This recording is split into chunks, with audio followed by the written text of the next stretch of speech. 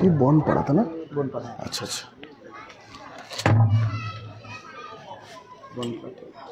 আচ্ছা আচ্ছা ঠিক আছে। আসসালামু আলাইকুম ওয়া রাহমাতুল্লাহ। আলহামদুলিল্লাহি ওয়াহদা আসসালাতু ওয়াসসালামু আলা মান লা নাবিয়্যা বা'দা আম্মা বা'দ ফাইন্না খায়রাল হাদিসি কিতাবুল্লাহ ওয়া খায়রাল হাদি হাদি মুহাম্মাদিন সাল্লাল্লাহু আলাইহি ওয়াসাল্লাম ওয়া শাররাল উমুরি মুহদাসাতুহা ওয়া কুল্লু মুহদাসাতিন বিদআহ ওয়া কুল্লু বিদআতিন যালালাহ ওয়া কুল্লু যালালাতিন ফিন-নার। فأعوذ بالله من الشيطان الرجيم يا أيها الذين آمنوا أطيعوا الله وأطيعوا الرسول ولا تبطلوا أعمالكم. عن أبي هريرة رضي الله تعالى عنه قال قال رسول الله صلى الله عليه وسلم كل أمة يدخلون الجنة إلا من أبى قيل يا رسول الله من أبى قال من أطاعني دخل الجنة ومن عصاني فقد أبى. عن عائشة رضي الله تعالى عنها قالت قال رسول الله صلى الله عليه وسلم من عمل عملا ليس عليه أمرنا فهو رد. সম্মানিত উপস্থিতি, সর্বপ্রথম আল্লাহ সুবহানাহু ওয়া তাআলার বারগাহে শুকরিয়া জ্ঞাপন করব যে আল্লাহ তাআলা দিন জানার জন্য, সঠিক ধর্ম কি তা পাওয়ার জন্য আপনাদেরকে এখানে মনোনয়ন দিয়েছেন। আমরা সেই রব্বুল ইজ্জাতের বারগাহে শুকরিয়া জ্ঞাপনার্থে সবাই মিলে বলি আলহামদুলিল্লাহ। অতঃপর সমগ্র মানব জাতির শিক্ষক, সমগ্র মানব জাতির পথ প্রদর্শক মুহাম্মদুর রাসূলুল্লাহ সাল্লাল্লাহু আলাইহি সাল্লামের উপর শতকোটি সালাত ও সালাম বর্ষিত হোক। আমরা বলি আল্লাহুম্মা আমিন। আজ পূর্ব বর্ধমান অন্তর্গত বনপাড়া অত্র এলাকায় আমার সংক্ষিপ্ত বক্তৃতার বিষয় সিরাতাল মুস্তাকিম, সহজ পথ। উক্ত বিষয়ে তথ্য এবং তত্ত্ববহল আলোচনা করার চেষ্টা করব ইনশাআল্লাহ আজিজ। আজ আপনারা এখানে সমবেত হয়েছেন, একত্রিত হয়েছেন। আপনাদের মূল উদ্দেশ্য, মূল লক্ষ্য হচ্ছে নির্ভেজাল কোরআন এবং সুন্নাহকে জানবেন। ঠিক তো? কথা বলতে হবে আমার সাথে একটু। একেবারে নির্ভেজাল, যেটা আল্লাহ এবং আল্লাহ রসুল রেখে গিয়েছেন সেই ধর্মকে জানবেন, এটাই তো উদ্দেশ্য। অন্য কোনো উদ্দেশ্য আছে নাকি? নাই।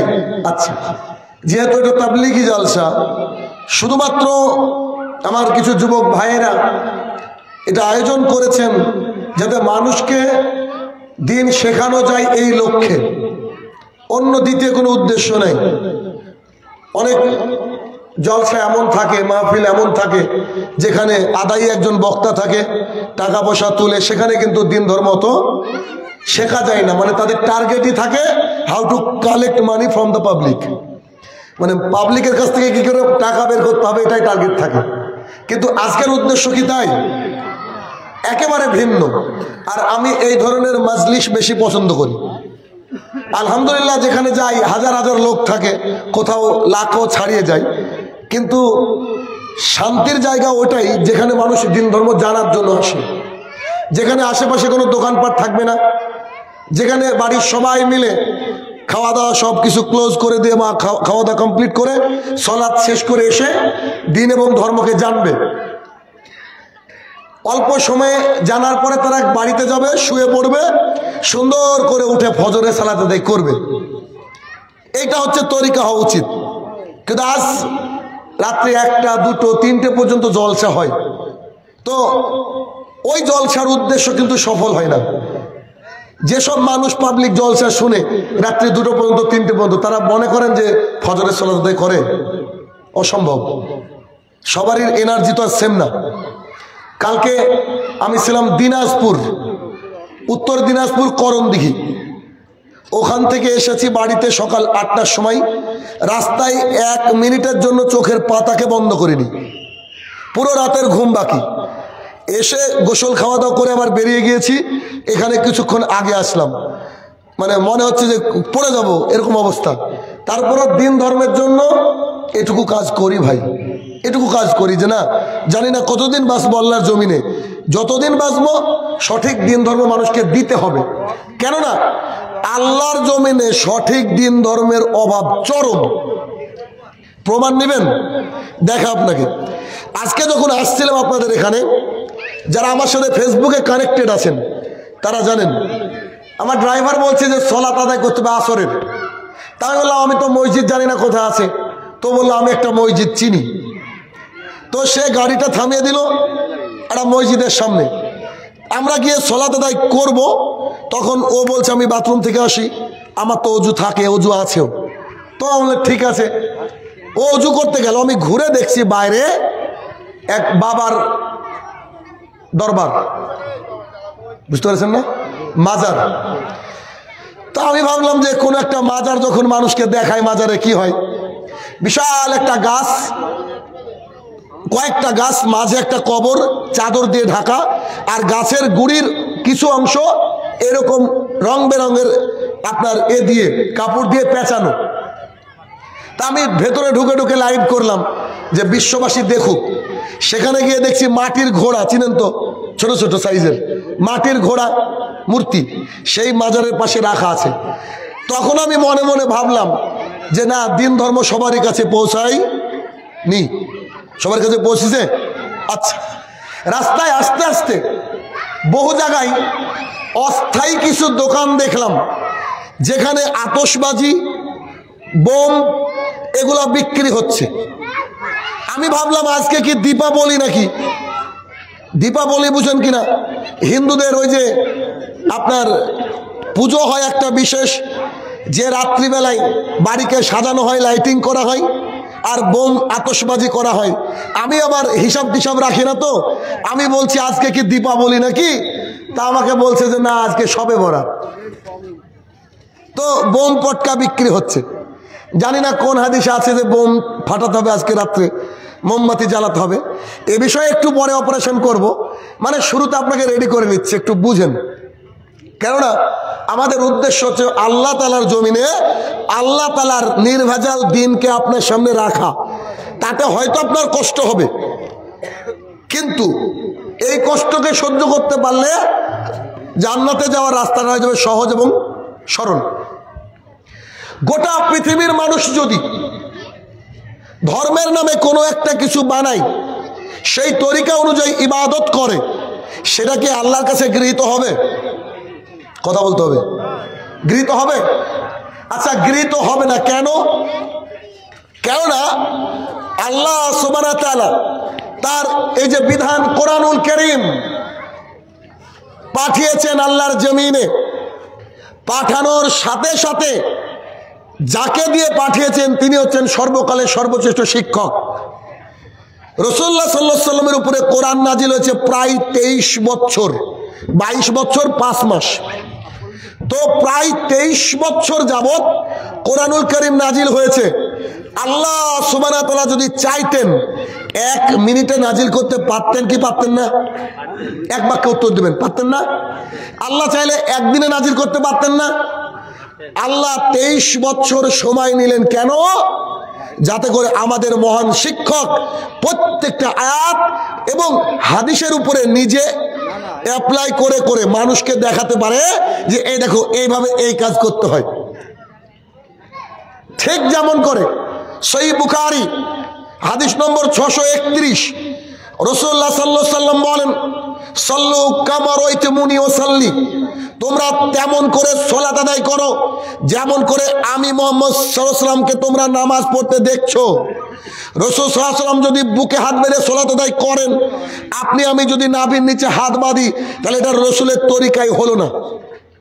রাসূল সাল্লাল্লাহু আলাইহি ওয়াসাল্লাম যদি নাভির নিচে বাঁধেন, আমরা যদি বুকে বাঁধি, তাহলে এটা রাসূল সাল্লাল্লাহু আলাইহি ওয়াসাল্লামের তরিকাই হলো না।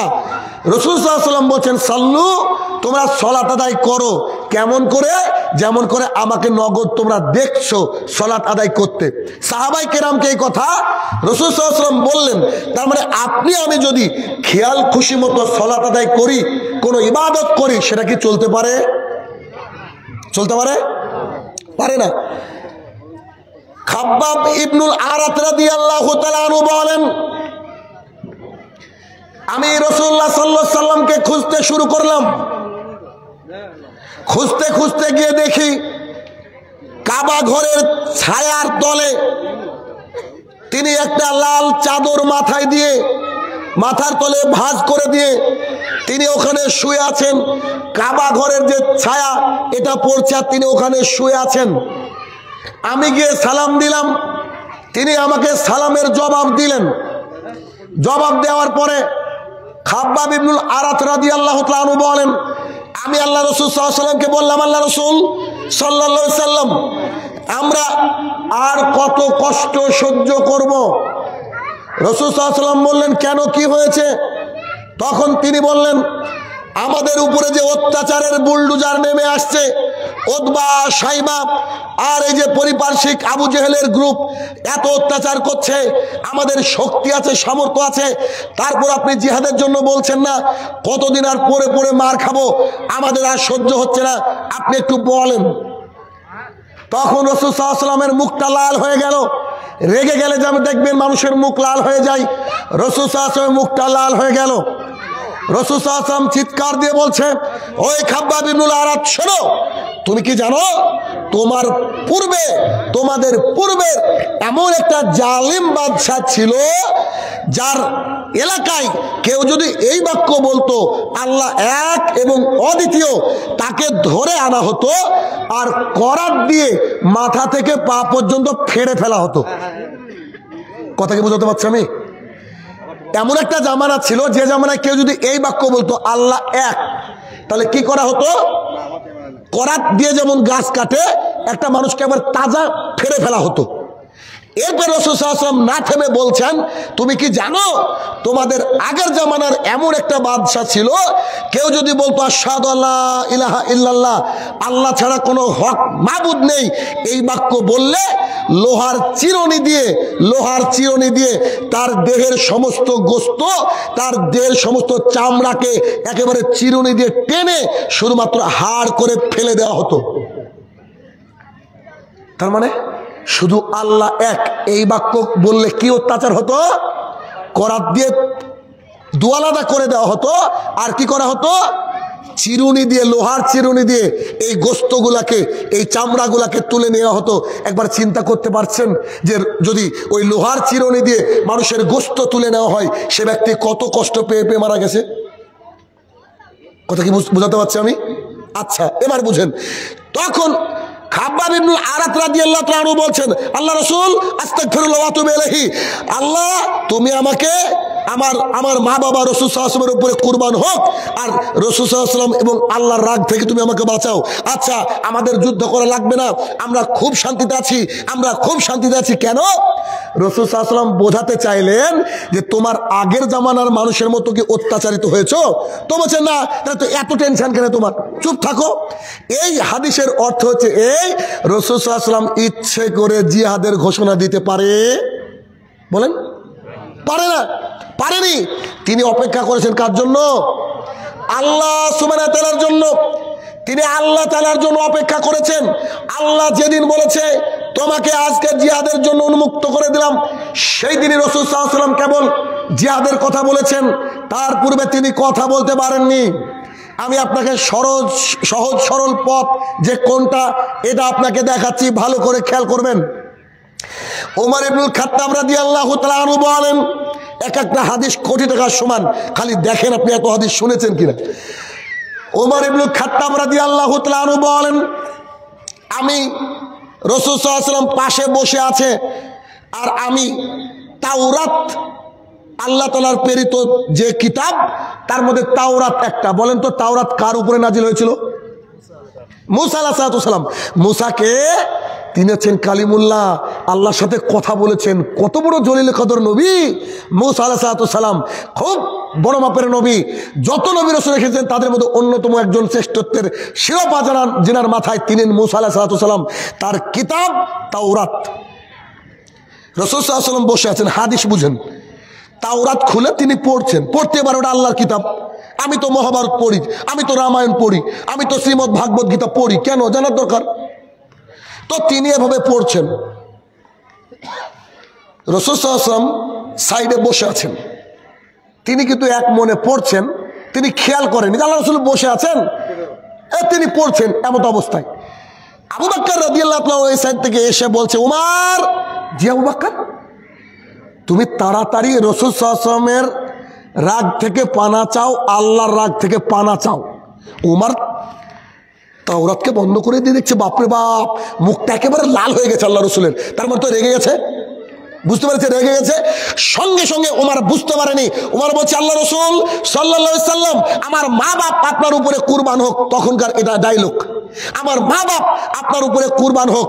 আপনি এবং আপনার প্রতিপালক, আমাদের প্রতিপালক, আল্লাহর রাগ থেকে পানা চাইছি, আস্তাগফিরুল্লাহ ওয়া আতুবু ইলাইহি। আল্লাহর রাগ থেকে পানা চাইছি, আপনার রাগ থেকে পানা চাইছি, আস্তাগফিরুল্লাহ ওয়া আতুবু ইলাইহি। রাসূল সাল্লাল্লাহু আলাইহি ওয়াসাল্লাম বলছে, উমর, লাউ কানা মূসা হাইয়ান, আরে তোর রাখ এই তোর তাওরাত, তোর মূসা যদি এখন জীবিত হয়, রাসূল সাল্লাল্লাহু আলাইহি ওয়াসাল্লাম রেগে গেছে। দেখেন, বলছে তোর মূসা যদি এখন জীবিত হয় তো তোর মূসাকে আমার উম্মত হতে হবে। সুবহানাল্লাহ বলবেন না? বুঝতে পারেননি? আল্লাহ রাসূল সাল্লাল্লাহু আলাইহি ওয়াসাল্লাম বলছে যদি মূসা জীবিত হয় তো তাওরাত তো দূর কি বাত। যদি মূসা জীবিত হয়, মূসা নবী থাকবে না, ও তোর মতো আমার যে তুই যেমন সাহাবী, তিনিও একজন আমার সাহাবী হবেন, এর বেশি কিছু না। আর তুমি তাওরাত পড়ো আমার সামনে, বেটা, তোমার তাওরাত চলবে, রাখো তুমি তাওরাত। তার মানে রাসূল সাল্লাল্লাহু আলাইহি ওয়াসাল্লামের আসার পরে আগের বিধান চলবে না। এটা কে বলে দিয়েছেন? আল্লাহ সুবহানাহু ওয়া তাআলা। কথাকে বুঝাতে পারছি? আপনার হুজুর যা বলে তা চলে কি করে? গোটা পৃথিবীর বুকে একজন মানুষের কথায় ধর্ম চলবে, তার নাম কি বলেন তো? মুহাম্মদুর রাসূলুল্লাহ সাল্লাল্লাহু আলাইহি সাল্লাম। শাইনুর রহমান কি বললো? একেবারে জিরো। জি, হাদিসের সাথে মিলে গেলে ওটা আল্লাহ রসুলের কথা, আপনাকে মেনে চলতে হবে, আপনি মানতে বাধ্য, আপনি মানতে বাধ্য। আল্লাহ তাআলার জমিনে যত নবী রসুল আল্লাহ তাআলা পাঠিয়েছেন তার মধ্যে সর্বশ্রেষ্ঠ নবীর নাম কি বলেন তো? মুহাম্মদ সাল্লাল্লাহু আলাইহি সাল্লাম। তিনি কে জানেন? মুহাম্মদ সাল্লাল্লাহু আলাইহি সাল্লাম কে জানেন? আপনাকে একটু দেখাই। বাইতুল মুকাদ্দাস চিনেন কি? ওই যে মসজিদ নিয়ে ঝামেলা চলছে, মুসলমানরা যেখানে একত্রিত হবে একদিন, মুসলমানরা আবার বিজয় লাভ করবে। রাসূলুল্লাহ সাল্লাল্লাহু আলাইহি সাল্লামের স্ত্রী ইন্তেকাল করেছেন, চাচা আল্লাহর কাছে চলে গিয়েছেন, মনের অবস্থা খুব খারাপ। আল্লাহ তাআলা তাকে বলছেন, আচ্ছা ঠিক আছে, তোমার মনের অবস্থা খারাপ, তোমাকে আমি ডাকছি, তুমি আমার কাছে আসো, মানে মেরাজে আসো। মেরাজ, এই আগের মাসে মেরাজ হয়েছিল রাসূল সাল্লাল্লাহু আলাইহি ওয়াসাল্লামের। তো রাসূল সাল্লাল্লাহু আলাইহি ওয়াসাল্লামকে ডেকেছে। তো তিনি মক্কায় ছিলেন, সেখান থেকে চলে গিয়েছেন বাইতুল মুকাদ্দাসে। বাইতুল মুকাদ্দাস থেকে সিদরাতুল মুনতাহা, তারপরে আল্লাহর কাছে গিয়ে কিছু উপহার হাদিয়া নিয়ে চলে গেছেন। তার মধ্যে একটা হাদিয়া ছিল যে 50 ওয়াক্ত নামাজ। কত ওয়াক্ত? কিন্তু রাসূল সাল্লাল্লাহু আলাইহি ওয়াসাল্লাম কমাতে কমাতে কয় ওয়াক্ত করেছে? 5 ওয়াক্ত। এখানে একটা হাদিস মনে পড়ে গেল। আনাস রাদিয়াল্লাহু তাআলা আনহু বলেন, রাসূলুল্লাহ সাল্লাল্লাহু আলাইহি ওয়াসাল্লাম বলেছেন, আল্লাহ সুবহানাহু ওয়া তাআলা বলেন, ও আমার বান্দারা, তোমরা যদি প্রতিদিন দৈনিক 5 ওয়াক্ত সালাত আদায় করো, আমি আল্লাহর কথা নড়চড় হয় না, আমি আল্লাহ তোমাকে প্রতিদিন 50 ওয়াক্তের নেকি দিব। কে আছে আমাদের চেয়ে কোটিপতি বেটা? আমরা দৈনিক 5 ওয়াক্ত সালাত আদায় করি, যতই কষ্ট হোক না কেন 5 ওয়াক্ত সালাত আদায় করি। 5 ওয়াক্ত সালাত মানে প্রতিদিন কত ওয়াক্তের নেকি বলেন তো? 50 ওয়াক্তের। পৃথিবীর কোনো কোম্পানি আছে নাকি দিতে পারবে? কত বড় অফার। কিন্তু কিছু মানুষ আছে আল্লাহর জমিনে, কিছু মানে কি বেশিরভাগই কপাল পোড়া, এই 5 ওয়াক্ত সালাত জুটে না, ঠিক না? জুটে কি? আচ্ছা, এবার দেখেন, রাসূলুল্লাহ সাল্লাল্লাহু আলাইহি ওয়াসাল্লাম চলে গেলেন ইসরা মেরাজ, ইসরা জমিনি সফর, মেরাজ উপরে। তো রাসূল সাল্লাল্লাহু আলাইহি ওয়াসাল্লাম মক্কা থেকে চলে গেলেন কোথায়? বাইতুল মুকাদ্দাস। বাইতুল মুকাদ্দাসে গিয়ে আল্লাহ তাআলা মুহাম্মদ সাল্লাল্লাহু আলাইহি ওয়াসাল্লামকে বলছে, অজু করো, অজু করো। আচ্ছা, করলাম। অজু করে নিয়ে আল্লাহ সুবহানাহু ওয়া তাআলা পৃথিবীতে যত নবী রাসূল পাঠিয়েছিলেন সবাইকে কবর থেকে আল্লাহ তাআলা তুলে দিলেন। সবাইকে তুলে দিলেন। তার মানে আদম আলাইহিসসালাম কি ছিল? কথা বুঝছেন না আমার? আদম আলাইহিসসালাম ছিল না? তো হ্যাঁ বলবেন তো আপনি। আদম আলাইহিসসালামকে আল্লাহ নিজে হাতে তৈরি করেছে। কত বড় নবী, বুঝতে পারছেন? কত বড় নবী, নিজে হাতে তৈরি করে দিয়ে সবচেয়ে বেশি সম্মানিত ফেরেশতাকে বলছে আদমকে প্রশ্ন করো, আদমকে যা পারবে তোমরা তাই পারবে না কেন? আমি আদমকে শিখিয়েছি, তোমাদেরকে শিখাইনি। তার মানে আদমকে আমি তৈরি করেছি, তোমরা সেজদা করো। তার মানে আদম মানে মাটির তৈরি, তাকে আল্লাহ তাআলা ফেরেশতাকে দিয়ে সেজদা করে নিয়েছে। মানে কত বড় মূল্যবান আল্লাহ তাআলা মানুষকে বানিয়েছে, কত বড় মূল্যবান। সেখানে আল্লাহ সুবহানাহু ওয়া তাআলা সমস্ত নবী রাসূলকে উঠিয়ে দিলেন। সমস্ত নবী রাসূল মানে মূসা আলাইহিস সালাম যা যাবতীয় নবী এসেছেন সবাইকে আল্লাহ সুবহানাহু ওয়া তাআলা জীবিত করে দিলেন। এবার ইমামতি কে করতে পারে বলেন তো? উচিত তো আদম আলাইহিস সালামের করা, ঠিক না? বুঝছেন না? তিনি তো সবারই প্রথমে। অথবা নূহ আলাইহিস সালাম, তিনি তো নবী রাসূল, তাই না? সবার সমস্ত নবীর যিনি ইমামতি করলেন তিনি মুহাম্মদুর রাসূলুল্লাহ সাল্লাল্লাহু আলাইহি ওয়াসাল্লাম। সুবহানাল্লাহি ওয়া বিহামদিহি। কত বড় সৌভাগ্য আমাদের, আমরা সেই নবীর উম্মত। কিন্তু দাড়ি চাচা তাই। লজ্জা লাগে না দাড়ি চাচতে? একটু হায়া হয় না? কি নিজেকে শিক্ষিত দেখান? অসম্ভব। দাড়ি চাচা লোক শিক্ষিত এটা আমি মনে করি না। আপনি আসেন, সায়েন্টিফিকলি প্রুভ করবে ইনশাল্লাহ। Otherwise I will quit my lecture. অসুবিধা নেই, আপনি আসেন, আমি প্রমাণ করব। কারণ আল্লাহ জমিনে আপনি কাকে কি দেখাচ্ছেন? পুরুষের জিনাতে হচ্ছে দাড়িতে। পুরুষকে দেখতে সুন্দর লাগে দাড়িতে। কি আমাকে দিকে দেখতে খুব খারাপ লাগছে নাকি? খুব বেশি বয়স হয়নি, মাত্র 37। অতএব চেহারার মধ্যে আল্লাহ তাআলা কি করবে বলেন তো? নূর দিয়ে দিবে। আরে কি বলবো আপনাকে, পরশুদিন না কবে একজন লোক আমাকে দেখে বলছে যে আমরা দিন রাত ঘুমিয়ে ঘুমিয়ে চেহারা সুন্দর হয় না, আর সারা রাত জেগে জালসা করে চেহারা সুন্দর হয় কি করে? আমরা এটা আল্লাহ তাআলার ইচ্ছা। আপনি আল্লাহ রাস্তায় থাকেন, নিশ্চিত আল্লাহ তাআলা আপনার চেহারার মধ্যে নূর দিয়ে দিবে। আপনি যতই কালো হন না কেন, আপনি আজকের পর থেকে দাড়ি রাখেন, দাড়িতে উপর নিচ কোনো কিছু ছাড়বেন না, কাটবেন না, এমনি রেখে দেন। আল্লাহি আপনি দেখতে একদম ঝকঝক ঝকঝক করবেন। মানুষ আপনাকে দেখলে মনে হয় আহারে কি সুন্দর চেহারা, হতেই বাধ্য। কিন্তু দুঃখের বিষয় আমরা এগুলো বুঝি না। তাই রাসূলুল্লাহ সাল্লাল্লাহু আলাইহি সাল্লামকে আল্লাহ তাআলা সবচেয়ে বেশি ভালোবাসেন। তার প্রমাণ তিনি সমস্ত নবী রাসূলদেরকে দাঁড় করে দিলেন আল্লাহ রাসূলের পেছনে। তো যিনি ইমাম, তার চেয়ে কি উন্নত চরিত্রের মানুষ কেউ হয় নাকি? সমস্ত নবীদের ইমামকে রাসূলুল্লাহ সাল্লাল্লাহু আলাইহি সাল্লাম। সূরা জুমার আয়াত নম্বর 65 আল্লাহ সুবহানাহু ওয়া তাআলা বলছে, হে মুহাম্মদ সাল্লাল্লাহু আলাইহি ওয়াসাল্লাম শোনো, তুমি যদি শিরক করো তোমার আমল আমি আল্লাহ তাআলা বাতিল করে দেব। কথা কি বুঝাতে পারছি? পূর্ব মেদিনীপুরের মানুষকে, এই পূর্ব বর্ধমানের মানুষকে বুঝাতে পারছি কি আমি? কি বলেছি বলেন তো? আল্লাহ তাআলা কি বলছে? তুমি যদি শিরক করো তোমার আমল আমি বাতিল করে দেবো। আর হুজুর তাবিজ বিক্রি করে দেখেন। এবার আল্লাহ ধমকাচ্ছেন নবীকে, সমস্ত নবীদের সর্দার যিনি, তাকে আল্লাহ ধমকে বলছে তুমি যদি শিরক করো তোমার আমল বাতিল। আর হুজুর নাকি বড় হুজুর তাবিজ দেয়। বলেন, ধর্ম তো ওই কি বলবো দিল্লির লাড্ডুর মতো। কি অবস্থা দেখেন। আপনাকে এত দূর বোঝাতে চাইলাম যে পৃথিবীর বুকে সহজ সরল পথ একমাত্র বলে গেছেন মুহাম্মদুর রাসূলুল্লাহ সাল্লাল্লাহু আলাইহি ওয়াসাল্লাম। আল্লাহর জমিনে আল্লাহর কোন কথাকে প্রতিষ্ঠা দিতে গেলে তার দলিল লাগবে।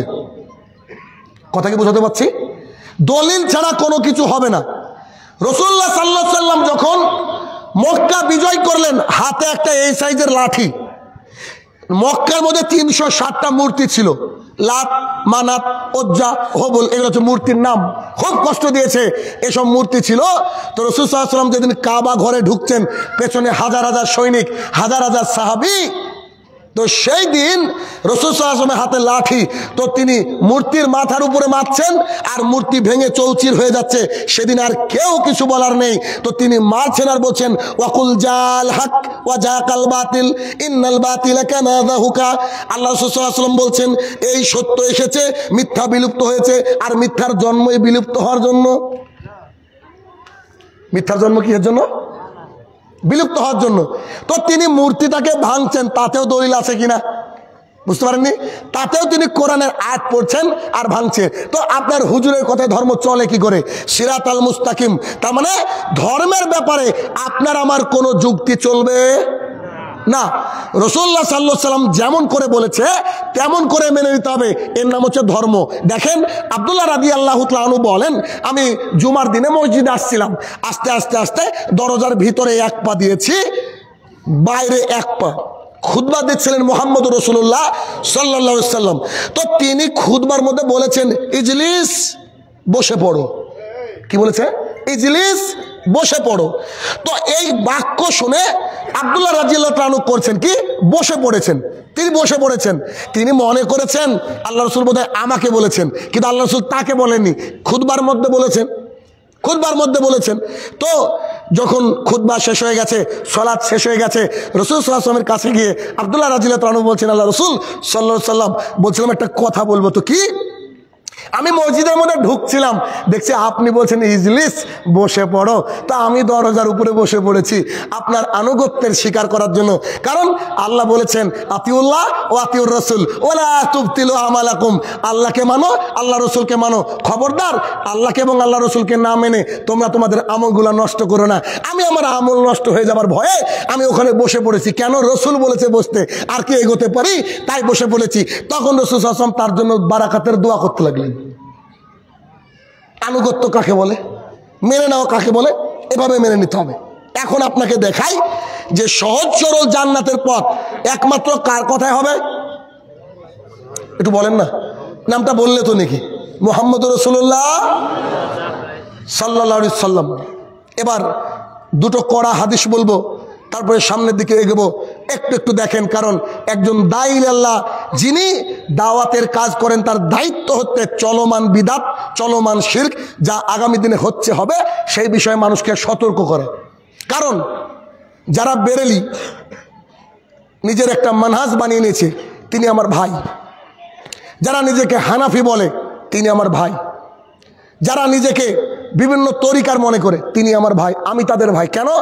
আমাদের সবারই মাবুদ কজন? একজন। আমাদের সবারই শিক্ষক মুহাম্মদ সাল্লাল্লাহু আলাইহি ওয়াসাল্লাম। আমাদের সবারই সিলেবাস কোরআন আর হাদিস। হ্যাঁ, কোনো ভাই মাঝে মাঝে একটু ভুল বুঝে ফেলে, এতটুকুই। কথা বুঝছেন না? ভুল বুঝে ফেলে, এতটুকুই। এবার হাদিস আসেন। আয়েশা রাদিয়াল্লাহু তাআলা আনহা বলেন,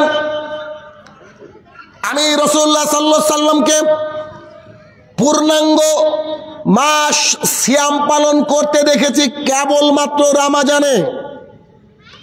খুব ভালো করে হাদিস বুঝতে হবে।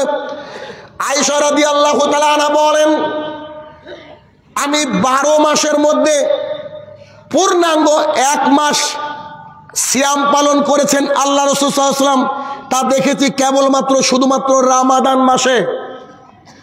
রমাদানের পর সবচেয়ে বেশি যে মাসে তিনি সিয়াম পালন করেছেন তা হচ্ছে শাবান মাসে।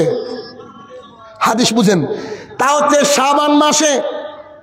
তার মানে অত্র হাদিস থেকে বোঝা গেল রাসূল সাল্লাল্লাহু আলাইহি ওয়াসাল্লাম পূর্ণাঙ্গ মাস সিয়াম পালন করেছে কোন মাসে? রমাদান। আর রমাদানের পরে সবচেয়ে বেশি রোজা পালন করেছেন কোন মাসে বলেন? শাবান মাসে। এই যে আজকে যেটা চলছে 13-14 তারিখ, আজকে শাবান মাস, এ মাসে বেশি সিয়াম পালন করেছেন। আচ্ছা আসেন, রাসূলুল্লাহ সাল্লাল্লাহু আলাইহি সাল্লামকে বলা হলো, আল্লাহ রাসূল সাল্লাল্লাহু আলাইহি সাল্লাম বলছে, আপনি একটু আমাদেরকে খুলে বলেন তো, আপনি এই মাসে কেন বেশি সিয়াম পালন করেন? দেখেন ধর্ম কতটা বিজ্ঞানী, কতটা বিজ্ঞানী। আল্লাহ রাসূল সাল্লাল্লাহু আলাইহি সাল্লামকে বলা হলো, আল্লাহ রাসূল আপনি কেন রমাদানের পরে এই মাসে বেশি সিয়াম পালন করেন, একটু বলেন না। তখন রাসূল সাল্লাল্লাহু আলাইহি সাল্লাম দুটো কারণ বললেন। কটা কারণ? সবাইকে জেনে বাড়িতে নিজের স্ত্রীকে ছেলে মেয়েকে শেখাতে হবে, এজন্য আপনাকে একেবারে ক্লাসের মতো করে বোঝাচ্ছি, একটু দেখেন। রাসূল সাল্লাল্লাহু আলাইহি সাল্লাম বলেন, আমি এই মাসে বেশি রোজা পালন করি 2টা কারণে। কয়টা কারণ? 2। এক, এই মাসটা হচ্ছে রজব মাসের পরের মাস, রমাদানের পূর্বের মাস। রজব মাস হচ্ছে হারাম মাসের একটা, আর রমাদান মাস হচ্ছে বিখ্যাত মাসের অন্যতম মাস। এই 2 মাসের মাঝের মাসটা অবহেলায় কেটে যায়। তাই আমি মুহাম্মদ সাল্লাল্লাহু আলাইহি ওয়াসাল্লাম এই মাসে বেশি বেশি সিয়াম পালন করি না। ক্লিয়ার বুঝলেন না? এখানে একটু ডাউট থাকলো, একেবারে বুঝিয়ে তারপরে যাবো ইনশাল্লাহ। একটু দেখাই। আচ্ছা ক্লিয়ার বলি। আচ্ছা, আল্লাহ তাআলা মাস কটা উপহার দিয়েছে আমাদেরকে? 12টা। 12টার মধ্যে, আরবি 12টার মধ্যে 4টে মাসকে আল্লাহ তাআলা বলেছেন হারাম। হারাম মানে হচ্ছে পবিত্র। হারাম মানে কি? পবিত্র। হারাম মাস মানে ওই মাসে যুদ্ধ বিগ্রহ চলবে না, ওই মাসে যুদ্ধ করা যাবে না, যুদ্ধ শুরু করা যায় না। এই মাসে একটু শান্তি থাকে, চুক্তি থাকে, এই মাসে যুদ্ধ করা যায় না। এই 4টে মাস কি কি? সামনে থেকে উত্তর দেন তো। কেউ কেউ কি পারবেন? 4টে হারাম মাস সামনে থেকে বলেছি, কে উত্তর দিতে পারবেন বলেন? যে উত্তর দিতে পারবেন আমার 2টো বইয়ের একটা থেকে গিফট করব। সোনালী যুগের সালাত আর বিবাহ একটি ইবাদত, আমার লেখা রিসেন্ট প্রকাশ পেয়েছে 2টো বই। এই 2টো বইয়ের যেটা চাইবেন সেটা উত্তর দেব। আরবি 12টা মাসের 4টে মাস হচ্ছে হারাম মাস। এই 4টে মাস কি কি কে বলতে পারবেন? কেউ জানলে একটু হাত তুলবেন।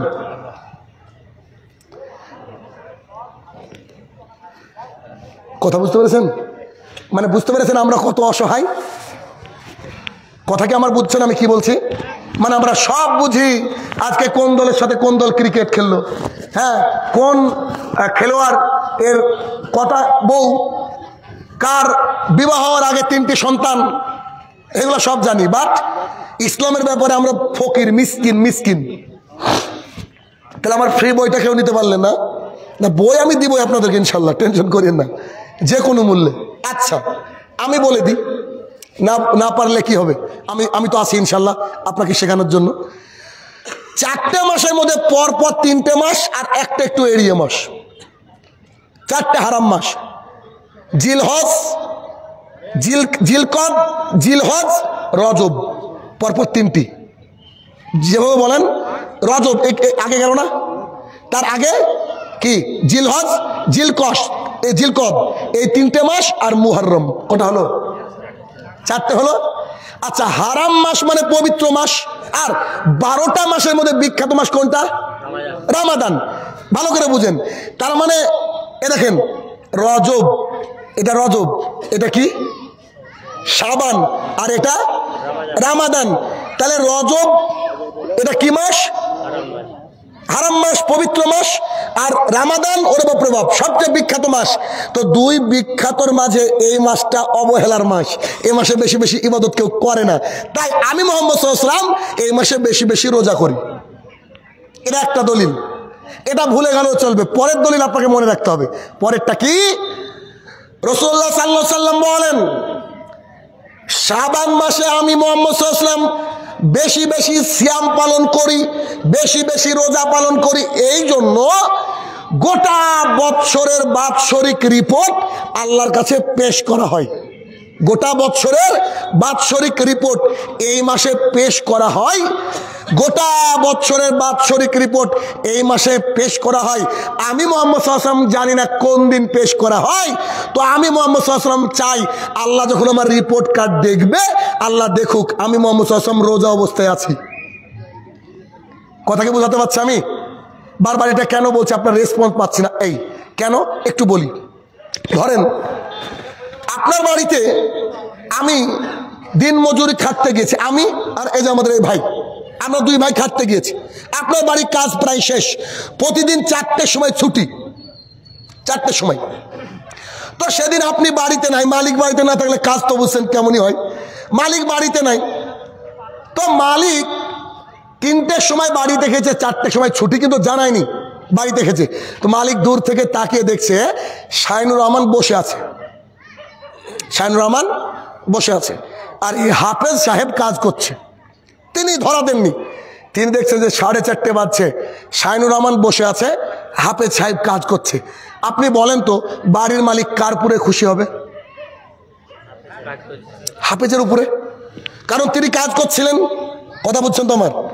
ঠিক তেমনি আল্লাহ তাআলার জন্য রাসূল সাল্লাল্লাহু আলাইহি ওয়াসাল্লাম কি বলেন, কি সুন্দর হাদিস, চিন্তা করেন। রাসূল সাল্লাল্লাহু আলাইহি ওয়াসাল্লাম বলছেন আল্লাহ তাআলা যখন আমার রিপোর্ট কার্ডটা এভাবে দেখছে, আল্লাহ তাআলা তার জমিনের দিকে তাকিয়ে দেখুক তার বান্দা তার গোলাম মুহাম্মদ সাল্লাল্লাহু আলাইহি ওয়াসাল্লাম আজকে রোজা আছে। তো আল্লাহর বান্দা আবার রোজা আছে, আবার রিপোর্ট কার্ড ওই দিন দিচ্ছে, আল্লাহ কি খুশি হবে কি হবে না? আর আল্লাহ খুশি হলে আল্লাহ কি করবে? সমস্ত পাপকে ক্ষমা করে দিবে। এই জন্য তিনি এই মাসে বেশি বেশি কি করতেন? আচ্ছা, এই হাদিস থেকে কি বুঝলেন? 15 শাবানের রোজা করতে হবে। রোজা কেমন করতে হবে? লাগাতার করতে হবে, বেশি বেশি করতে হবে। একটা হাদিস আসছে 1 থেকে 15 তারিখ পর্যন্ত করেন, আপত্তি নাই। যার কাজা আছে সে এ মাসে তুলে নিক, মা বোনদের মাসিকের কারণে কাজা হয়ে যায় তুলুক। আয়েশা রাদিয়াল্লাহু তাআলা বলছেন তিনি এই মাসে এমন করে রোজা করতেন, কেমন ভাবে রোজা করতেন মনে হচ্ছে রমজানের সাথে মিলিয়ে দিবেন, এত বেশি সিয়াম পালন করতেন। এই মাসে বেশি বেশি সিয়াম পালন করতে হয় কেন? দুটো কারণ বলেছি। তার একটা কারণ কি? আল্লাহর কাছে রিপোর্ট পেশ করা হয়, তাই এই মাসে বেশি বেশি সিয়াম পালন করেন।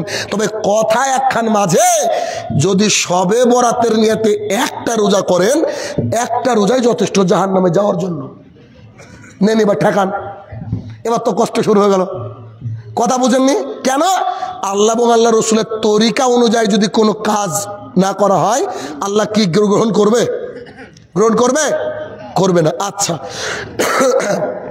হাদিস থেকে স্পষ্ট বুঝলেন সিরাতাল মুস্তাকিম, সঠিক রাস্তা কোনটা? এই মাসে বেশি বেশি রোজা করা। আর সিরাতাল মুস্তাকিম নয় কোনটা? শুধুমাত্র গোটা মাস চোখ মুখ বুজে ঘুমিয়ে থেকে এই আজকে রাত্রিবেলায় ভাত খেয়ে ফজরে ভাত খেয়ে সারাদিন সিয়াম পালন করা। কথা কি বোঝাতে পারছি? বুঝছেন তো? আরেকটা হাদিস, রাসূলুল্লাহ সাল্লাল্লাহু আলাইহি সাল্লাম বলেন, শেখ নাসিরউদ্দিন আলবানী রহমতুল্লাহ আলাইহি আমাদের ভাইরা সারা বছর গালি দেয়, বলে যে ঘড়ির মেকানিক, আর শবে বরাতের আগের জুমায় বলে যে শেখ নাসিরউদ্দিন আলবানী হাদিস বলেছে সহিহ। বুঝতে পেরেছেন? মানে পাগলও বুঝে যে কখন কি বলতে হয়। তিনি বলেছেন এটা আছে হাসান, মানে চলবে হাদিস। হাদিস কি আপনাকে দেখাই, একেবারে হাদিস হুবহু কপি করব কেন? একটু এদিক ওদিক নিজের কথা বলতে পারি না। আল্লাহ রাসূল সাল্লাল্লাহু আলাইহি ওয়াসাল্লাম বলেছেন, আমি বলিনি এমন কোন কথা যদি পৃথিবীতে কেউ বলে তার থাকার জায়গা জাহান্নাম। এত সহ্য করতে পারবো না কষ্ট। জাহান্নাম খুব কঠিন জায়গা, ওটা আমি তো পারবো না, কে করলো না করলো ওটা তার ব্যাপার, কিন্তু আমি পারবো না, এটা আমার বিষয়। আচ্ছা, এবার আপনাকে দেখাই, ভালো করে খেয়াল করবেন। রাসূলুল্লাহ সাল্লাল্লাহু আলাইহি ওয়াসাল্লাম বলেন, লাইলাতুল নিসফে মিন শাবান, শাবান মাসের মধ্য রজনী, এই দিনটা আজকে পড়ে গেছে। আজকে রাতের ব্যাপারে হাদিস দেখেন, লাইলাতুল নিসফে মিন শাবান, শাবান মাসের 14 তারিখ দিবাগত রাত্রিতে আল্লাহ সুবহানাহু ওয়া তাআলা জমিনের দিকে দৃষ্টিপাত করেন। আল্লাহ জমিনের দিকে দেখেন, আল্লাহ এখন দেখছে। আজকে ওই তারিখ না, আল্লাহ 14 তারিখ দিবাগত রাত্রিতে শাবানের তিনি তার জমিনের দিকে তাকান। আল্লাহ সুবহানাহু ওয়া তাআলা তার সমস্ত বান্দাকে ক্ষমা করে দেন, তার সমস্ত বান্দাকে ক্ষমা করে দেন, 2 শ্রেণীর মানুষকে ছাড়া। আল্লাহ সুবহানাহু ওয়া তাআলা লাইলাতুল নিসফে মিন শাবানের রাত্রিতে আল্লাহর জমিনে তাকান, সবাইকে ক্ষমা করে দেন, শুধু 2 শ্রেণীর মানুষ ছাড়া। এক, যে ব্যক্তি মুশরিক তাকে ক্ষমা করেন না আল্লাহ। মুশরিক কাকে বলে? যে ব্যক্তি আল্লাহর সাথে শিরক করে তাকে বলা হয় মুশরিক। মুশরিক কাকে বলে? সন্তান চাইতে হবে আল্লাহর কাছে, সন্তান চাইছে দাতা বাবার কাছে, এ ব্যক্তি মুশরিক। রোগ আল্লাহ দিয়েছে, শেফা আল্লাহ দিবে, ওষুধ খেতে আল্লাহ রসুল বলেছেন, আমি তাবিজ ঝুলিয়েছি আমার রোগটা সারবে, এ হচ্ছে মুশরিক। যে ব্যক্তি তাবিজের ফ্যাক্টরি মানে তাবিজ বিক্রি করে, এই ব্যক্তি মুশরিক। যে ব্যক্তি পুজো পার্বণ করে, এই ব্যক্তি মুশরিক। যে মাজারে গিয়ে সেজদা দেয়, গায়রুল্লাহর নামে মানত করে পশু জবাই করে, এই ব্যক্তি মুশরিক। অর্থাৎ আল্লাহ যা পারে অন্য কেউ তাই পারে এটাকে ভেবে ইবাদত করে, যে তার নাম হচ্ছে মুশরিক। তার মানে এদেশের চণ্ডীদাস সবাই মুশরিক, এদেশের আব্দুর রহমান যারা মাজার কেন্দ্রিক ইবাদত করে এরা সবাই মুশরিক।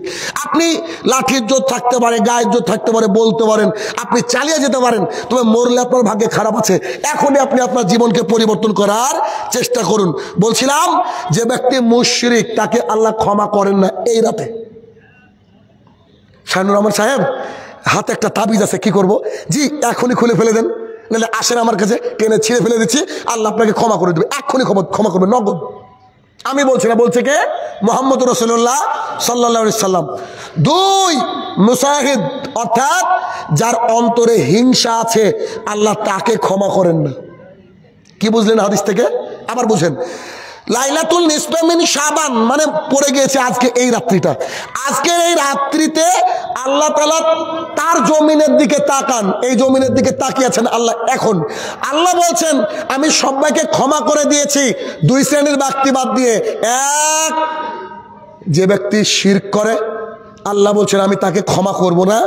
2, যে ব্যক্তির অন্তরে হিংসা আছে আমি আল্লাহ তাকে ক্ষমা করব না। আমি শাহিনুর রহমান যত সহি তরিকার লোক হই না কেন, আমি যদি আপনার প্রতি হিংসা রাখি আমাকেও আল্লাহ ক্ষমা করবে না। কথা কি বুঝাতে পারছি না? আমি আহলে হাদিস, আমার বাপ দাদা 14 গোষ্ঠী আহলে হাদিস, তাহলে কি ক্ষমা পাবে? তো আপনার ভাগ্য খারাপ আছে যদি আপনার অন্তরে কি থাকে? হিংসা থাকে। হিংসা রাখা যাবে না, হিংসা রাখা যাবে না, সঙ্গে সঙ্গে হিংসা মুক্ত করতে হবে। একটু খেয়াল করেন তো ওই হাদিসটা, ওই হাদিসটা রাসূলুল্লাহ সাল্লাল্লাহু আলাইহি সাল্লামের সাথে একজন সাহাবী বসে আছে, আরো কয়েকজন সাহাবী বসে আছে। রাসূল সাল্লাল্লাহু আলাইহি সাল্লাম বলছে এখন যে মসজিদের মধ্যে ঢুকবে এ ব্যক্তি জান্নাতি। তো সাহাবী ভাবছে নিশ্চয়ই উমার ঢুকবে, নাহলে আবু বকর, নাহলে উসমান। তো তিনি বসে দেখছেন এটা আম লোক ঢুকছে, চিনি না তাকে তেমন করে, তেমন কোনো সাহাবী না ঢুকছে। তো তিনি ভাবলেন আচ্ছা ঠিক আছে, ঠিক আছে, অসুবিধা নেই। পরের দিন রাসূল সাল্লাল্লাহু আলাইহি ওয়াসাল্লাম বলছে এখন যে মসজিদে ঢুকবো জান্নাতি। তিনি তাকিয়ে দেখছেন গতকালকে যে লোক ঢুকেছেন ওই লোক। আরে ঘটনা কি? আচ্ছা ঠিক আছে। 3 নম্বর দিন আল্লাহ রাসূলের সাথে বসে আছে, তিনি সেম ঘটনা বললেন, দেখছে ওই লোক ঢুকছে। তো তিনি তার কাছে গিয়ে বলছে আসসালামু আলাইকুম। ওয়ালাইকুম সালাম। বলছে বাড়িতে একটু ঝগড়া হয়েছে, ঝামেলা হয়েছে, আপনার বাড়িতে থাকতে দেবেন কি 2-3 দিন? সাহাবীরা দেখেন আমল করার জন্য কি চেষ্টা করতো, আর আমাদের হিসাবই নাই। বলছে আমার বাড়িতে একটু ঝগড়া ঝামেলা হয়েছে, বাবা বলেছে খেতে দিবে না, আপনি কি আপনার বাড়িতে একটু রাখবেন, মেহমানদারি করবেন? আপনি মেজবান, আমি আপনার মেহমান, তো চলেন চলেন, আমি যা খাই তা খাওয়াবো। তিনি দেখছেন খাওয়ার পরে রাতে তাহাজ্জুদও পড়ে না, কিছুই পড়ে না, নাক ডেকে ঘুমায়। কিরে বাবা, 5 ওয়াক্ত নামাজ পড়তে যেমন আম পাবলিক যায় তিনিও যাই, তিনার তো বিশেষ কোনো আমল জানছে না। 3-4 দিন পর বলছে জনাব আপনাকে মিথ্যা কথা বলে আপনার বাড়িতে আমি এসেছি, আল্লাহ রাসূল আপনাকে জান্নাতি ঘোষণা করেছিলেন, দয়া করে বলবেন কি আপনি কি এমন আমল করেন? তো লোক বলছে সুবহানাল্লাহ বিহামদি, বলেন কি গো, আমি তো তেমন কোনো আমল করি না। যে আপনি তো দেখলেন, আপনিও যাচ্ছেন আমিও যাচ্ছি, আপনিও সালাত আদায় করছেন আমিও করছি, আপনি জিকির আজকার করছেন আমিও করছি, না বিশেষ কোনো আমল তো পাচ্ছি না আমি। কি কারণে আল্লাহ রাসূল এই কথা বললেন? না না আমার তো হিসাবে ধরে না। তখন বলছে না না একটু দেখেন না, একটু দেখেন না কি করেন, নিশ্চয়ই কিছু করেন। কেন আপনাকে জান্নাতি বললো, আমরা নয় কেন? তখন তিনি ভেবে ভেবে বলছে ও একটা কাজ করি। কাজটা কি? রাত্রিবেলায় যখন ঘুমোতে যাই তখন আমি আল্লাহকে বলি আল্লাহ কারোর সাথে আমার হিংসা বিদ্বেষ নেই, যত মানুষ আমাকে গাল দিয়েছে আমি ক্ষমা করে দিলাম, তুমিও ক্ষমা করে দিন। কথা বুঝেননি? এ কথা বলে আমি ঘুমিয়ে পড়ি।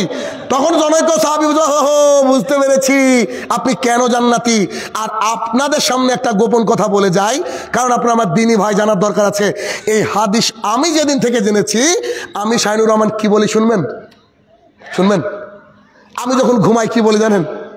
আমি কি বলি দেখেন। যখন আমি ঘুমাই প্রথমে আয়াতুল কুরসি পড়ি, তারপরে সুবহানাল্লাহ আলহামদুলিল্লাহ আল্লাহু আকবার 33 যেটা পড়ি ওটা। 3 নম্বরে আমি এভাবে বলি আল্লাহ আজকে সারা দিনে যত মানুষ আমাকে গালি দিয়েছে, মা বাবা ভাই বোন যা তুলে আমার বিরুদ্ধে যারা ষড়যন্ত্র করেছে, আল্লাহ গো আমি জানি কষ্ট তাদেরকে ক্ষমা করা। আল্লাহ আমি আমার তরফ থেকে তাদেরকে ক্ষমা করে দিলাম, তুমিও ক্ষমা করো, সেই সাথে তোমার এই গোলামকেও ক্ষমা করো। এ কথা বলার পরে আল্লাহুম্মা বিসমিকা আমুতু আহিয়া, কথা বোঝাতে পারলাম? আমি শাহিনুর রহমান করি। এজন্য মাঝে মাঝে বলি যে যারা আমাকে গালি দেন একটু অন্তত বলবেন যে ভাই আপনাকে ইনবক্সে গালি দিয়েছি, চেক করেন। অন্তত আপনার নাম করে অন্তত আল্লাহকে বলতে পারবো, আল্লাহ এ ভাইকে ক্ষমা করো। নাহলে কে যে গালি দিয়েছে হিসাব তো পাই না, তবে হোয়াটসঅ্যাপটা বলি আল্লাহ সবাইকে ক্ষমা করো। কি করব জানি না। কত জলসায় যায়, এসে হাত ধরে হ্যান্ডশেক করে বলে শাহিনুর ভাই কি যে গালি দিতাম আপনাকে, এবার কোন বক্তা গো এত কঠিন করে কথা বলে, এখন দেখছি না সত্যি আপনারাই ঠিক, ক্ষমা করে দেন। আমি তো অটোমেটিক ক্ষমা করেছি ভাই। কিন্তু গালি দিলে যদি কেউ গালি দেয়, লাভ কিন্তু আমাদের অ্যাকাউন্ট নেকিতে পরিপূর্ণ হয়ে যায়। আমি খালি বলি আল্লাহ যদি খালি ইমানের উপরে টিকিয়ে রাখে না, আপনাদের গালির মাধ্যমে জান্নাত ইনশাল্লাহ আমার। কারণ আপনি গালি দিলে কি হবে, আপনি আজকের দিনে যা নেকি কামিয়েছেন আমি পাবো। তাহলে আপনি বোকা না, গালি দেওয়ার কি দরকার? কথা বুঝছেন তো আমার? তাহলে কি, যে ব্যক্তি সবাইকে ক্ষমা করে রাত্রিবেলায় শুতে পারে, আল্লাহ তাকে কি করে, ক্ষমা করে দেন। আজকে রাত্রিতে ক্ষমা পাওয়ার দুটো মাধ্যম, এক, শিরক জীবনে থাকলে এখনই তওবা করতে হবে। দুই, কারোর উপরে হিংসা বিদ্বেষ রাখা যাবে না। জি, আমার সব জমি জমা আমার বোনের নামে দিয়ে দিয়েছে আব্বা, আমাদের সব জমি জমা আমার ছোট ভাইয়ের নামে দিয়ে দিয়েছে, আল্লাহ আমার আব্বার প্রতি কোনো হিংসা নাই, আমি তাকে ক্ষমা করে দিলাম। কলিজা লাগবে কথা বলতে। আপনার সাথে পাশের বাড়ি মানুষের কি যে ঝামেলা, এই ঝামেলার পরে আপনাকে বলতে হবে আল্লাহ আমি ক্ষমা করে দিলাম মাবুদ, আমার মধ্যে কোনো হিংসা নেই, আল্লাহ যতটুকু ভালো কাজ করা হয় তার মাধ্যমে করিও, আল্লাহ আমি ক্ষমা করে দিলাম। এই যে আজকে যে বক্তৃতা দিলাম, আপনি এখনই চেক করেন আমাকে গালি দিচ্ছে মানুষ। ও যে বলেছি সবে বরাত চলবে না, অথচ আমি কি বলেছি দেখেন, আমি হাদিস শুনেছি আপনাদেরকে, আল্লাহ রাসূল কেন বেশি বেশি রোজা করতো, আপনি বেশি বেশি করেন। এক রাতে রোজা মেরে এক রাতে সালাত আদায় করে কি দেখাতে চাইছেন আপনি? অত সোজা নাকি? আচ্ছা এবার আসেন, সিরাতাল মুস্তাকিম কি, এই মাসে বেশি বেশি সিয়াম পালন করা। তবে ভারত বাংলাদেশ পাকিস্তানে এই রাতে কি হয় জানেন, কয়েকটা চরম জঘন্য বিদাত চালু হয়। সেই বিদাতগুলা কি একটু আপনাকে দেখায়, কারণ আপনার জানার দরকার। এক, এই রাত্রিবেলায় গোসল করে গা না মুছে সলাতে দাঁড়িয়ে যায়, মাথার চুল থেকে দেহ থেকে টপ টপ টপ টপ করে পানি পড়ে, আর মনে করে যত ফোঁটা পানি পড়ে তত আমার গোনা ঝরে গেল। সর্দি লাগলে ডাক্তার দেয় নাকি? দুই, এই রাতে সালাতুল আলফিয়া পড়া হয়। সালাতুল আলফিয়া কোত্থেকে আসলো? হাদিস মেড ইন চায়না। কথা বুঝাতে পারছে? হাদিস মেড ইন চায়না। সালাতুল আলফিয়া, সালাতুল আলফিয়া পড়তে হবে। সালাতুল আলফিয়া কি? 100 রাকাত নামাজ, প্রত্যেক রাকাতে একবার করে সূরা ফাতিহা আর 10 বার করে কুল হু আল্লাহু আহাদ সূরা ইখলাস পড়তে হবে। এই হাদিস আল্লাহ রাসূল জানতেন না, এই রাতে পড়লে নাকি ক্ষমা পাওয়া যায়। 3, এই রাতে আজকে চারিদিকে মসজিদে কবরগুলোতে আলোক সজ্জিত করা হয়। কবরে মসজিদে কি দেওয়া হয়? আলো দেওয়া হয়। এটা হচ্ছে মুসলমানদের দীপাবলি। বলেন ওই মসজিদওয়ালারা কি করবে আজকে? ওই যে দেখলাম আস্তে আস্তে আলো জ্বালিয়েছে, বলেন এবার। আরে অন্যান্য আমল না হয় টেনে হেসড়ে আনলো, এখানে জাল দই হাদিস আছে, তো লাইট ধরানো হাদিস কোথেকে আনবে ভাই? এ হাদিস কোথেকে পাবে? আমি তো বুঝি না। এত হিন্দুদের দীপাবলির মতো, আউযুবিল্লাহ, চিন্তা করেন। 4, কত বড় খারাপ আকীদা। এই রাত্রিবেলায় আলো কেন জানানো হয় জানেন? এই রাত্রিবেলায় আল্লাহ তাআলা রূহগুলাকে ছেড়ে দেন, যারা মারা গিয়েছে তারা তাদের রাস্তা দেখতে পাবে না, এই জন্য আলো জ্বালিয়ে বাড়ির রাস্তা ক্লিয়ার করে দেয়। হাদিস গুড, মেড ইন চায়না। 5, এই রাত্রিবেলায় যারা বিধবা নারী তারা বসে থাকে, তাদের স্বামী আসবে, তাদের সাথে সাক্ষাৎ করবে। নেন এবার, আর কদিন পর হয়তো বলবো সহবাসও করবে, না বলার কি আছে? ব্যাপার তো তাই, দিন দিন তো বাড়ছে। 7, অন্যতম চরম বিদাত আর চরম অপমান করো এক কথা। আপনি দেখবেন এখানকার প্রত্যেকটা মানুষ হাসবেন এবং এখানকার প্রত্যেকটা মানুষ বুঝতে পারবেন। একটা ছোট বাচ্চা যদি না বুঝতে পারে আমি বক্তৃতা ছেড়ে দেবো। আপনি দেখেন, আমি দেখাচ্ছি। এই কেস হয় কিনা আগে বলেন। আজকে রাত্রিবেলায় অথবা কালকে হালুয়া রুটি তৈরি করা হয়, এলাকায় হয়। আচ্ছা এটা হয়, এটা তো জানেন। আচ্ছা এটা কেন হয় জানেন? এবার আমি শোনাচ্ছি, দেখেন কেন হয়। এই তারিখে উহুদের যুদ্ধ হয়েছিল। রাসূলুল্লাহ সাল্লাল্লাহু আলাইহি সাল্লাম যুদ্ধ করতে করতে তার দাঁত মুবারক ভেঙে গিয়েছিল। কথা তো সত্য, তিনার দাঁত মুবারক ভেঙে গিয়েছিল পাথরের উপরে পড়ে। শুধু দাঁত ভাঙেনি, সাথে দুটো পেরেক এখানে গেঁথে গিয়েছিল। আবু তালহা রাদিয়াল্লাহু আনহু এবং আবু বকর রাদিয়াল্লাহু আনহু ছুড়েছিলেন রাসূল সাল্লাল্লাহু আলাইহি ওয়াসাল্লামকে তুলতে। তিনার দাঁত মুবারক ভেঙে গিয়েছিল। তাই এই রাত্রিবেলায় তিনি চরম ব্যথা অনুভব করেছিলেন। তিনার বাড়িতে যে খাবার ছিল শক্ত খাবার, তাই তিনি খেতে পারেননি। এবার তার পরিবারের মানুষ তার জন্য নরম হালুয়া তৈরি করেছিল এবং চালের আটার রুটি তৈরি করেছিল। রাসূল সাল্লাল্লাহু আলাইহি ওয়াসাল্লাম খেয়েছিল। তাই আমাদের এই বনপাড়ার মানুষও করে। আচ্ছা না, পিকচার তো আমি বাকি হে, এতক্ষণ ট্রেলার বললাম, পিকচার দেখেন, আপনাকে দেখাই। মানুষ যখন দেখবেন, একটা গ্রাম বাংলায় একটা কথা প্রচলিত আছে, চোর যদি চুরি করে কিছু না কিছু সবুত রেখে যায়, ঠিক না?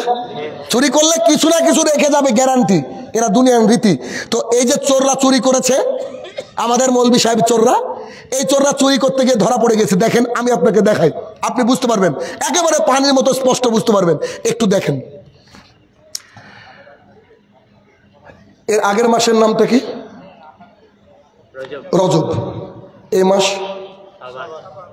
আচ্ছা আগের মাস বাদ দেন, এই মাসের নাম কি সবাই বুঝেছেন তো? শাবান। এরপর রামাদান। কোনো সন্দেহ আছে কি? প্রত্যেক বছর আসে, এবছর আসবেন এরকম? 3। এর পরের মাসের নাম শাওয়াল। আমি বলে দিচ্ছি, শাবান চলছে, রামাজান পরের মাস, শাওয়াল তার পরের মাস। এবার একটু শ্বাস প্রশ্বাসটাকে বন্ধ করে নেন, একেবারে বন্ধ করে নেন, আমার কথাটা শুনেন। শাওয়াল মাসের 7 তারিখ শনিবার সকালবেলায় রাসূল সাল্লাল্লাহু আলাইহি ওয়াসাল্লামের দাঁত মুবারক ভেঙেছিল। আর বনপাড়ার মানুষের দাঁতে ব্যথা, দাঁত ভাঙা 2 মাস আগে। কথা কি বোঝাতে পারছি না? উহুদের যুদ্ধ হয়েছিল শাওয়াল মাসের 7 তারিখ, কেউ বলেছে 14 তারিখ। রাসূল সাল্লাল্লাহু আলাইহি ওয়াসাল্লামের দাঁত এখনো ভাঙেনি, 2-2.5 মাস বাকি। আর আমার দাঁতে আজকে ব্যথা জনাব। আরে গাঁজা খেয়ে যদি লিখতে হয় তো গাঁজার এক্সপায়ারি ডেট চেক করো। তুমি তো মূর্খ, তুমি কি মূর্খতার উপরে পিএইচডি করছো বেটা? তুমি কি করেছো? রাসূল সাল্লাল্লাহু আলাইহি ওয়াসাল্লামের দাঁতই ভাঙলো না, আর তোমার দাঁতে ব্যথা। আর তো ব্যথা হলো। আল্লাহ রাসূল নাকি হালুয়া রুটি খেয়েছিলেন, আর আমাদের যে হালুয়া রুটি তৈরি হয় ভাই, এত ইটের চেয়েও শক্ত। কত বড় বাটপার হলে এ ধরনের হাদিস বানিয়ে মানুষের সমাজে প্রচলিত হচ্ছে। এটা সিরাতুল মুস্তাকিম নয়। কথা কি বুঝাতে পারছি আপনাদেরকে আমি? আচ্ছা, অনেক নতুন বিষয় জানলেন আজকে, তাই না? কিন্তু আমি যে কথাগুলো বলেছি, কখনো কি বলেছি ওটা আমার কথা? বেশি বেশি রোজা করতে নেই মাসে, কে বলেছে? আয়েশা রাদিয়াল্লাহু তাআলা। মাইমুনা রাদিয়াল্লাহু তাআলা বলেছেন একেবারে রামাজানের সাথে ঠেকিয়ে দিবে গো, এমন করে রোজা করছে। আবু হুরায়রা রাদিয়াল্লাহু তাআলা বলছেন কেন তিনি রোজা করেছেন, জিজ্ঞাসা করলাম তো বলছে একটা অবহেলার মাস, আর এই মাসে আল্লাহর কাছে কি পেশ করা হয়? আমলনামা পেশ করা হয়। এবার হাদিস আসেন, এবার দেখেন। আনাস রাদিয়াল্লাহু তাআলা বলেন রাসূলুল্লাহ সাল্লাল্লাহু আলাইহি ওয়াসাল্লাম বলেছেন, কেউ যদি আল্লাহর রাস্তায় আল্লাহর জন্য একটা রোজা করে, কটা রোজা? একটা সিয়াম পালন করে, তার থেকে জাহান্নাম চলে যায় 500 বছরের রাস্তা। সুবহানাল্লাহ বাড়িতে গিয়ে বলেন। একদিন যদি রোজা করেন আল্লাহর রাস্তায়, কি হবে বলেন তো? জাহান্নাম কত দূরে যাবে? 500 বছরের দূরে। আচ্ছা, একটা হাদিস গেল, আরেকটা হাদিস বুখারী মুসলিমের হাদিস। আবু হুরায়রা রাদিয়াল্লাহু তাআলা আনহু বলেন রাসূলুল্লাহ সাল্লাল্লাহু আলাইহি ওয়াসাল্লাম বলেছেন, ও আদম সন্তান তোমরা শোনো, আল্লাহ তাআলার জন্য তোমরা যে ইবাদত করো, প্রত্যেকটা ইবাদতের নেকি নির্দিষ্ট 10 থেকে 700 গুণ বাড়ানো হয়। আবার বুঝেন, রাসূলুল্লাহ সাল্লাল্লাহু আলাইহি ওয়াসাল্লাম বলছেন প্রত্যেক আদম সন্তানের নেকি 10 থেকে কত গুণ বাড়ানো হয়? 700। তার মানে কেউ যদি, কথার কথা, এটা যে আদায় জালসা ধরে নেন, এখন যদি কেউ 1 টাকা দেন, ক টাকা পাবেন? হয় 10 টাকা, না হলে 700 টাকা। তাহলে আপনি যদি 1 রাকাত সালাত আদায় করেন কত পাবেন গো? 700 টাকা। কথা কি বোঝাতে পারছি? আল্লাহ রাসূল সাল্লাল্লাহু আলাইহি ওয়াসাল্লাম বলছে আদম সন্তানের প্রত্যেকটা নেকি 10 থেকে শুরু করে 700 পর্যন্ত বাড়ানো হয়। এই 4টে বই নিয়াত করে রেখেছি, 4টে বই দিব আপনাদেরকে, আর বাদ বাকি যারা আছে কিনে নেবেন। এই 4টে বই দিব কেন? শাহিনুর রহমান জলসা করে টাকা পয়সা কন্ট্যাক্ট করে না, ব্যবসা তো একটা করতে দেন। কোন ব্যবসা? আরে টাকা আমার আপনাকে দেবো, এটা ব্যবসা কি? জি, এই দুটো বইয়ের দাম 200 টাকা। এরকম যদি দুটো সেট বই দিতে পারি আমি আল্লাহর কাছে কত পাবো? বুঝতে পেরেছেন? বুদ্ধিমান হতে হবে জনাব। আমি না হয় দু একটা ছোটখাটো প্রশ্ন করবো, মানে যে কোনো মূল্যে দিবই, আপনি নিবেন না মানে? আপনি নিলে যে আমার নেকি, কথা বুঝেন কিনা? কিন্তু মানুষকে গলা টিপে দান বের করা যায় না, কিন্তু আমরা চেষ্টা করি। দেখেন কিছু শিখেন কিনা। আচ্ছা আসেন, আদম সন্তানের প্রত্যেকটা নেকি 10 থেকে কত বাড়ানো হয়? 700 বাড়ানো হয়। মাঝে একটা কথা মাথা খালি মানে মারছে, সেটা কি জানেন? শুরুতে এসে যখন আমি সালাম দিয়েছিলাম আমার গলার অবস্থা বুঝেছিলেন? পেছন থেকে তো আরো কিছু কিছু ভাইরা বাজে যে কাকে নিয়ে আসলো রে ভাই, গলা ভাঙা লোক। আলহামদুলিল্লাহ, আমার জন্য দোয়া করবেন ভাই। চরম কষ্ট গলায়, কিন্তু স্টেজ থেকে নেমে আর কথা বলতে পারবো না, এত কষ্ট হয়। তবে স্টেজে ওঠা 2 মিনিট পরে একেবারে ফিট। কেন যে হয়, কি করে হয়, আলহামদুলিল্লাহ ভাই আমি জানি না। আলহামদুলিল্লাহ, দোয়া করবেন, ব্যাস এতটুকুই। একেবারে এতটা কষ্ট হচ্ছিল রাস্তায় যে ভাবছি যে আজকে কথা বলতে পারবো কি, এত টেনশন হচ্ছিল। একটু যে লাইভ করেছিলাম, অনেকে বলছে শেখ আপনার গলা যত্ন নিন, এই সেই ইত্যাদি। আল্লাহ তাআলা রেডি করে দেয়, বুঝি না রেডি করে দেয়। হাদিস শুনেন, আবু হুরায়রা রাদিয়াল্লাহু তাআলা আনহু বলেন, রাসূলুল্লাহ সাল্লাল্লাহু আলাইহি ওয়াসাল্লাম বলেছেন, আদম সন্তানের নেকি, প্রত্যেক আদম সন্তানের নেকি 10 থেকে কত গুণ বাড়ানো হয়? 700 গুণ। কিন্তু কিন্তু কিন্তু সিয়ামের নেকি আমি আল্লাহ তাআলা নিজে হাতে দিব। কেমন কেমন দেখেন, একটু দেখা আপনাকে। হজ করেছেন, এটা হচ্ছে হজ। এই আমলটা কি? হজ। আল্লাহ তাআলা ফেরেশতাকে বলছে, ফেরেশতা, জি আল্লাহ, আব্দুর রহমান হজ করেছে, জি আল্লাহ নেকি লিখে দিয়েছে। ফেরেশতা জানে হজের নেকি কত, কথা বলছেন না? ফেরেশতা জানে হজের নেকি কত। এটা হচ্ছে আব্দুল সুদেশ, ইনি দান করেছেন। আল্লাহ ফেরেশতাকে বলছে, ফেরেশতা, জি আল্লাহ বলেন, ও দান করেছে, কত নাকি বলো, জি আমার জানা আছে, আমি লিখে দিয়েছি। এবার আরেকটা নেকি করেছে, সেটা কি? সালাত আদায় করেছে। আব্দুর রহমান সালাত আদায় করেছে, আল্লাহ আবার আমাকে কি বলছো, তুমি তো জানোই, নেকি লিখে দাও। কিন্তু এটা সিয়াম, এটা সিয়াম। আল্লাহ তাআলা বলছে, দাঁড়াও দাঁড়াও দাঁড়াও দাঁড়াও, খবরদার, তুমি নেকি লিখবে না। আমার ওই কলিজার টুকরা বান্দা একেবারে ফজর থেকে শুরু করে মাগরিব পর্যন্ত পানাহার, বৈধ স্ত্রী সহবাস, অশ্লীলতা, বেহাপনা থেকে শুধুমাত্র আমার জন্য দূরে থেকেছে, শুধুমাত্র আমার জন্য দূরে থেকেছে। তাই আমি আল্লাহ তাআলা তাকে নিজে হাতে নেকি দিয়ে দিব। সুবহানাল্লাহ বিহামদিহি। আমি আল্লাহ তাআলা নিজে হাতে নেকি দিয়ে দিব। এই কথা বলার পরে আল্লাহ তাআলা বলছেন, রোজাদারদের 2টা খুশি। রোজাদারদের কটা খুশি? 2টা খুশি। এক, যখন সে ইফতার করে তার মতো খুশি আর কেউ হয় না। 2, যখন কিয়ামতের মাঠ হয়ে যাওয়ার পর জান্নাতে আল্লাহর হাত থেকে পুরস্কার নেবে, জান্নাতে আল্লাহর হাত থেকে পুরস্কার নেবে। এটা হচ্ছে খুশির সময়। আমি আপনাকে অত 3টে হাদিস দ্বারা বুঝাতে চাইলাম, সিয়াম পালন করলে জান্নাতে যাওয়া যায়, সিয়াম পালন করলে জাহান্নাম 500 বছরের দূরে চলে যায়, সিয়াম পালন করলে আল্লাহ তাআলা নিজে হাতে নেকি দেয়। অথচ হজের নেকি একটাই, জান্নাত। অথচ জান্নাতের চেয়ে আরো বড় কিছু সিয়ামের নেকি। অথচ আমি শাইনুর রহমান মাঝে বলেছি যে লাইলাতুল বরাত বা এই শবে বরাতের একটা রোজা করলে জাহান্নাম। আমি কি বোঝাতে পারছি কথা? আপনি লাগাতার করেন, প্রতিদিন করেন, গোটা মাস করেন, অসুবিধা নাই। আপনি প্রত্যেক ওয়াক্তের অংশের জন্য নেকি পাবেন। কিন্তু নিয়াত যদি শবে বরাত হয়, নেকির জায়গা উল্টা কি হবে? গোনা হবে। কথাকে ভুল বুঝবেন না, আমি আপনাকে বোঝানোর চেষ্টা করছি।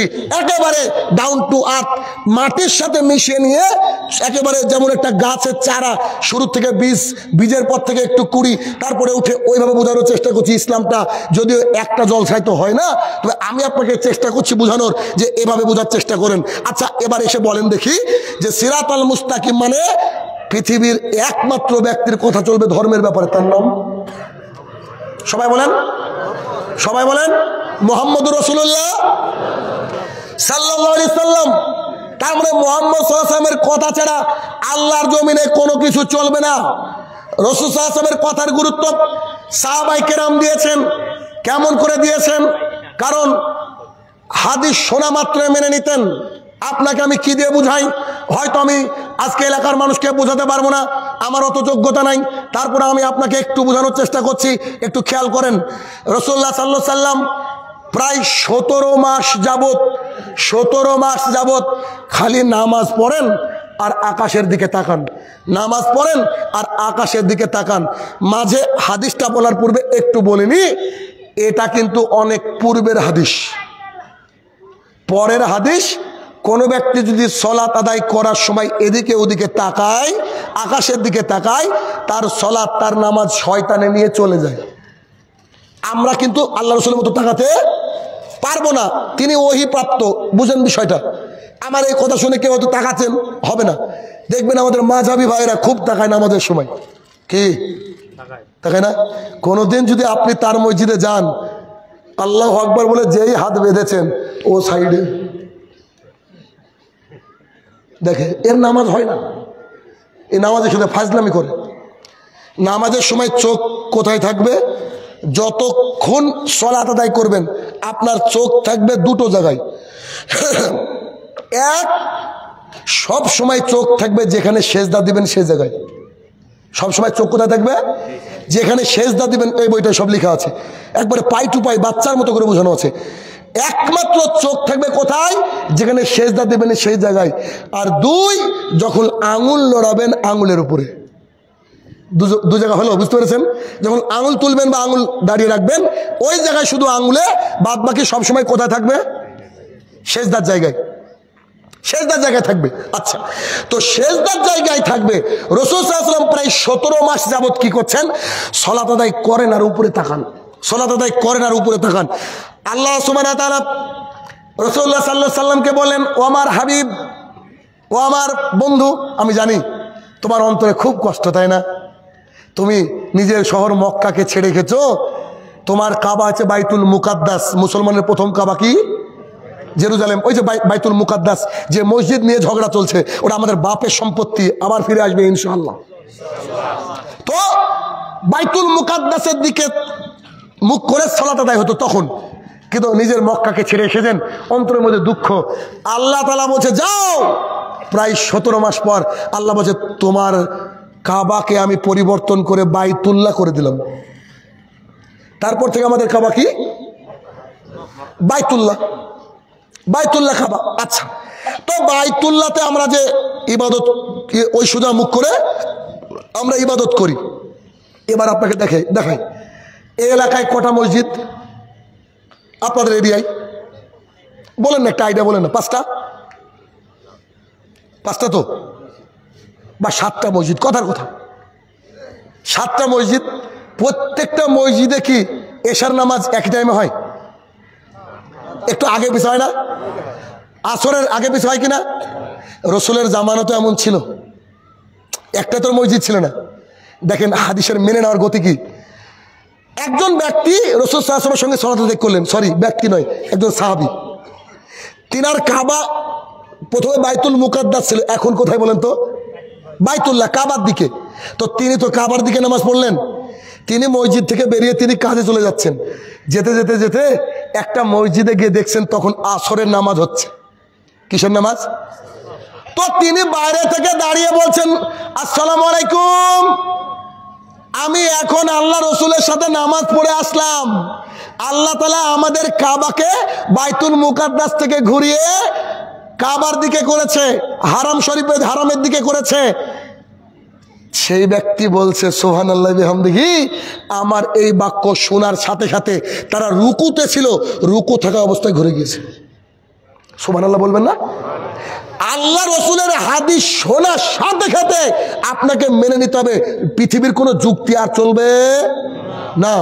অথচ আপনাকে যদি আমি বলি সালাত আদায় করছেন, সূরা ফাতিহা পড়েননি, আপনার নামাজ হবে না, আপনি উঠে বলছেন তোর বাপের বিয়ে আমি পড়িয়েছি রে, তোর বয়স কত রে?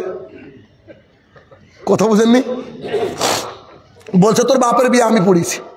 ভাবা যায়? এক লোক ওই একটা মজলিসে গিয়েছি, বিয়ের মজলিসে। তা আমি আবার অনেককে বলি যে বিয়ের কোনো মজলিস হলে আমাকে ডাকেন না, ওখানে ঝগড়া ফরজ হবে, বুঝেননি? এই বইটা আমি যেটা লিখেছি, বিবাহ একটি ইবাদত, আল্লাহি, এই বই পড়লে আপনার মনে হবে আপনি আজ পর্যন্ত 70, 80, 90 বছরের হন না কেন, আপনি বলবেন আমি কোনো মুসলমানের বিয়েতে যাইনি। এত জাহালাত, অজ্ঞতা আমাদের মুসলমানের বিয়ের মধ্যে আছে, আপনি ভাবতে পারবেন না। বইটা পড়লে মনে হবে কার বিয়েতে গিয়েছিলাম, হিন্দু নাকি ইহুদি না খ্রিস্টান। একটাও তরিকা ইসলামের তরিকা নয়, একটাও তরিকা নয়। তা আমি বসে আছি, আর একটা লোক দাড়ি চাচা বুঝলেন, এমন টুপি বের করেছে, স্বাধীনতার আগে কেচেছে মনে হয় টুপিটা, পকেটে পুরা থাকে, তো টুপিটা পরে আমার সামনে আমি বসে আছি। তো মেয়ের ভাই আমাকে ডেকেছে যে আপনি আসবেন, ঝামেলা হতে পারে, ঝামেলা সামলাতে পারবো না। আচ্ছা ঠিক আছে, আমি সাইডে বসে আছি, আমার মাথায় কিন্তু টুপি নাই, কথা বুঝেননি? গায়ে একটা হাফ হাতা শার্ট আর প্যান্ট একটা, নর্মাল অবস্থায় চলি।